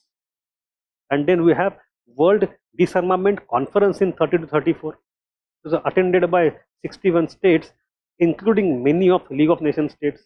It symbolized global cooperation to a combined goal of limiting arms, but ultimately it failed. In the disarmament also, rather than other countries going for disarmament, Hitler went for armament, rearmament. Right? So, nahi kaam kara, wahan bhi failed. And thirdly, it failed to prevent the outbreak of World War II. So, major countries instances, it failed. Disarmament, it failed. Outbreak of Second World War, it failed. It succeeded where? In intervening in global issues and in solving minor countries, minor issues. So that is the overall performance card. Lekin this is only in the domain of politics. Jahan pe the record is not very bright, it's mixed. But in case of the socio-economic efforts, League's record is bright as sun. So the League of Nations had failed to resolve the politico-military disputes involving major power. The League also failed to prevent another disastrous war in Europe. It also failed in maintaining the system created by peacemakers of Paris. But the League was not just a political and military institution, it was also a socio-cultural institution where it did a commendable job. And what was that? Advancing social justice. The League advocated for social justice and human rights, including the protection of minority rights and prevention of human trafficking. ILO was itself a success. Even today, ILO is working well. Refugee organization was created because during the World War I, lots of people were displaced from their countries. The soldiers were coming back, and huge amount of problem happened, especially with the creation of new boundaries. Many new refugees were created. And health organization in 1920, 1919, there was Spanish flu, which was a global epidemic. And also war leads to disasters which lead to epidemics also. So providing aid, the League provided humanitarian aid to refugees, including those who were affected by Russian Revolution and Armenian genocide in 1915 caused by Turkey. So we have all these places where League has done a good job. It is due to the presence of the League of Nations that the mandated region could not be annexed. That is also थोड़ी सी ठीक वाली बात है, not much but है. Because of the Wilson's insistence, the mandated region, which was the region of Ottoman, जो हमने अभी अभी देखा है, could not become direct colony of British and French. So we have certain positive things on the League side also. But overall, League का majorly जो है वो failure ही है. We have to assess why the League failed in the long run. It had many mortal features, structural weakness, inherent weaknesses. The first thing, it failed in its main objective because it was too closely linked with the provisions of Paris Peace. Paris Peace जो अपने आप में faulty है, it is morally and politically and practically a faulty peace. League of Nations को उसी के अंदर आपने घुसा दिया. In Treaty of Versailles, in Treaty of this, every treaty had a clause about Paris, about Treaty League of Nations. So if the countries are repudiating Paris Peace, they will also in the process, in the due course, automatically repudiate League of Nations as well. Right? Second point, limited membership. Despite wider membership, it did not include some of the most powerful nations, US, Germany and USSR. उसके party नहीं थे. So it was merely an Anglo-French affair. अब ये तो बहुत interesting बात है. US जैसी country, US is the one, Woodrow Wilson was the one who thought of this idea, who made it part of 14-point program, who insisted throughout Paris Peace कि ये चाहिए चाहिए चाहिए. अपोज करने वाले कौन थे? ब्रिटिश एंड फ्रेंच की ये क्यों चाहिए. फिर भी because of USA's insistence league of nation बनी, British and French became its member और यूएसए मेंबर नहीं बना उसका. Wilson wanted to become its member, but you know in American politics क्या होता है. अमेरिकन पॉलिटिक्स में American foreign policy is not the complete prerogative of only president. It is in the control. The power of foreign policy is divided between two entities, president on one hand and Senate on the other hand. And at that time, Senate was Republican, Wilson was Democrat. Republican Senate ने कहा कि हम we have been isolationist, we want to continue to remain isolationist, we don't want this nonsense, we don't want to get dragged into European affairs. हम क्यों जाए, अपना अपना देख ले, वो हमें तो अपना बस रिकवर होना है from our own problems during war. तो Senate declined permission to the president to become part of league. तो ऐसे समझो बेटे को जन्म दे के माँ गायब हो गई. League of Nations was born because of Wilson and then America could not become part of it. So League of Nations became orphan at its birth. Became orphan at its birth itself. So the absence of the US seriously weakened the League. It lacked the resources and influence it needed to effectively prevent conflict. Then Germany was not allowed to join till 1926. Soviet communist regime was recognized only in 1933. By the time USSR joined in 1934, Germany and Japan excuse me, left the league because of some problems. Germany wanted some other things to do, Japan because of Manchuria crisis. So this narrow international support base proved to be the biggest limitation. There was not a single point जब सारे countries साथ में उसके member हुआ ही नहीं कभी. It never happened that all great countries are part of it at the same time. Then the third problem was something called as Conference of Ambassadors. Now what is this?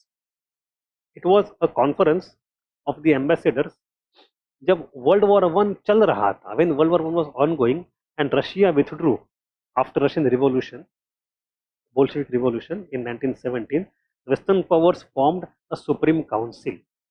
Why? Because they wanted to coordinate the efforts of war. Once the war is over, the Supreme Council got converted into this Conference of Ambassadors. ये लोग बैठते थे, बातें करते थे, decide करते थे आगे क्या करना है. It was a kind of formal arrangement between the ambassadors of the country to decide mutually what is the future course. Ideally, it was expected that once the league is formed, this conference will be disbanded. But it continued to exist parallelly till 1925 till Locarno. तो league तो बना दी, but negotiation उसके बाहर ही चल रहा है.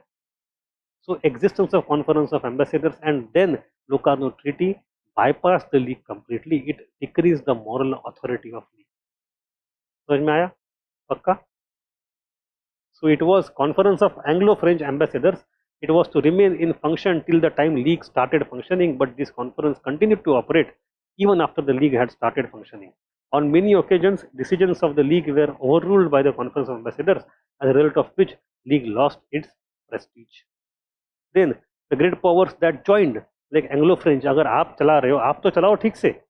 No, even they were reluctant to be assertive. So you cannot be the leader and then say, I don't want to use power. You can't do that. It's your moral obligation, but these people did not do that. Then lack of enforcement mechanism. The league could not enforce its decisions because neither had army nor had compulsion. It depended on consultation, on persuasion. तो काम ऐसे नहीं होता है. The League could not enforce its decisions to ensure compliance of its member states. Its lack of enforcement power meant that member nations could violate League decisions with impunity, which undermined the credibility of organization. कोई power ही नहीं है. Toothless. This is the example of being toothlessness. Then weakness of collective security. Article 10 of the League's covenants called on member nations to defend each other during aggression, but it proved ineffective because the League neither had its own army nor could mandate other countries to use their army. ना खुद की है ना किसी और को use कर सकता है. So again, it was a failure. This was demonstrated in the case of Manchurian crisis and Abyssinian. Abyssinian मतलब इथियोपिया ही है. इथियोपियन एक कंट्री के दो नाम है ये. Ethiopian crisis. When Japan and Italy respectively were able to defy League without any meaningful or any stringent actions against them. There was unanimity or consensus clause which was much difficult to implement. So League could do something coercive only if every country accepts. How can every country accept? 60-70 country member सबको मानने पड़ेगा आपको without any. तो वैसे तो नहीं होता. So it failed. And two organs of the League of Nations were Assembly and Council, but both had equal powers. Today, when we designed UN in 1945, it was based on the lessons learned from these problems. What fails? पहले attempt में जब fail होते हो आप improve करके second attempt clear करते हो. Same thing happened over here. For example, two organs have same power. Today, do we have the same thing? No, UNSC has more powers than UNGA. Because of we have tried that in the past, we have failed. Today, do we have the consensus clause? No. We have majority voting for many issues. Not that 100% nations have to agree. वो नहीं. ठीक है. And then, as I said, this Conference of Ambassadors, Locarno Pact, and other issues, we'll see this appeasement thing much later. हमें देखना है परसों उसको. So these things actually bypass the League. If you are doing the global diplomacy with the same countries, so do through the League. League को bypass कर दिया. And then came the Great Depression, which destroyed all the hopes and aspirations of countries, made the problems worse, and countries became aggressive. That aggression got translated into emergence of totalitarian regime, especially Hitler and Mussolini, who were not willing to accept anything. तो उसको तो आप manage ही नहीं कर सकते. The rise of totalitarian regimes in Germany, Italy, and Japan in 1930s challenged the League's authority and undermined its efforts to promote peace. These regimes rejected League's principles of collective security and international cooperation and pursued aggression that led to the outbreak of World War II. So overall, League of Nations made important contribution in international law and diplomacy, but it failed in stopping the war. Nonetheless, it inspired us with the lessons learned to frame a better organization after World War II, which is United Nations. It was a very simple topic. इसमें ज़्यादा कुछ है नहीं. Questions are quite straightforward. League of Nations was League of Notions. Explain. तो बस बड़ी बड़ी बातें कर रहे हैं, एक्चुअल प्रॉब्लम दिक्कत है. So we'll stop here. Now we have to prepare for exam, which will be next weekend. हाँ, इसके सेंसर का अगले Sunday. But I was thinking कि तो सिलेबस थोड़ा बड़ा करते उसका. Let us revise from the beginning. You have got Diwali, 2 दिन है एक्स्ट्रा, पढ़ लो यार. So what I will do is 75% questions on the new syllabus, but 25% on the old syllabus as well. 2-3 सवाल पुराने. So see, I am telling you the structure of the paper. It will be like this. Question 1, 5 questions, compulsory. Question 2, question 3, and question 4. 3, 3, and 3. Right? This is our structure, of which I will keep one question for old syllabus.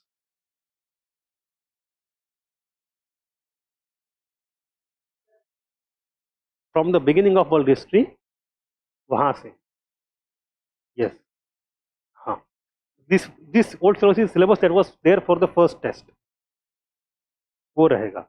And this questions will be on the syllabus from the eastern question till world war 2. आज के दिन जहां खत्म हुआ है वहां तक, league of nation तक. यस, फ्रॉम ईस्टर्न क्वेश्चन में right, from eastern question to league of nations, ये रहेगा. ठीक है, इज इट ओके? डेट क्या है देखो, नेक्स्ट संडे को. Let me find the date. 19.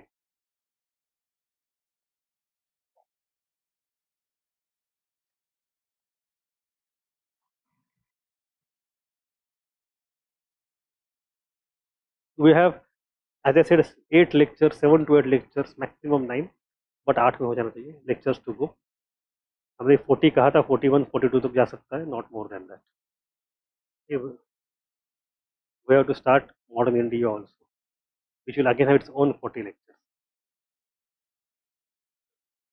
40. अरे नहीं, I am not counting post independence, वो अलग से होगा. पोस्ट के अलग से 8-10 लेक्चर जाएंगे. एक्सेप्ट फॉर पोस्ट इंडिपेंडेंस बाकी मॉडर्न इंडिया है, दैट टेक्स अराउंड 40 लेक्चर.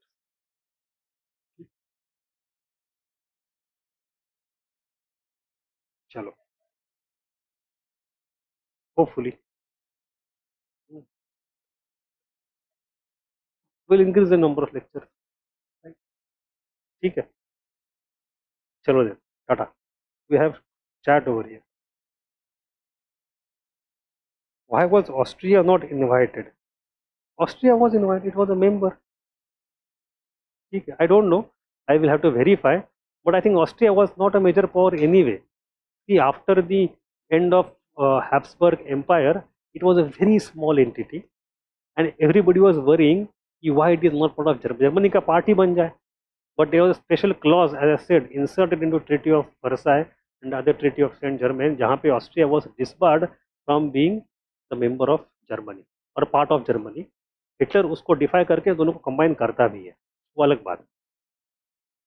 ठीक है, चलो टाटा.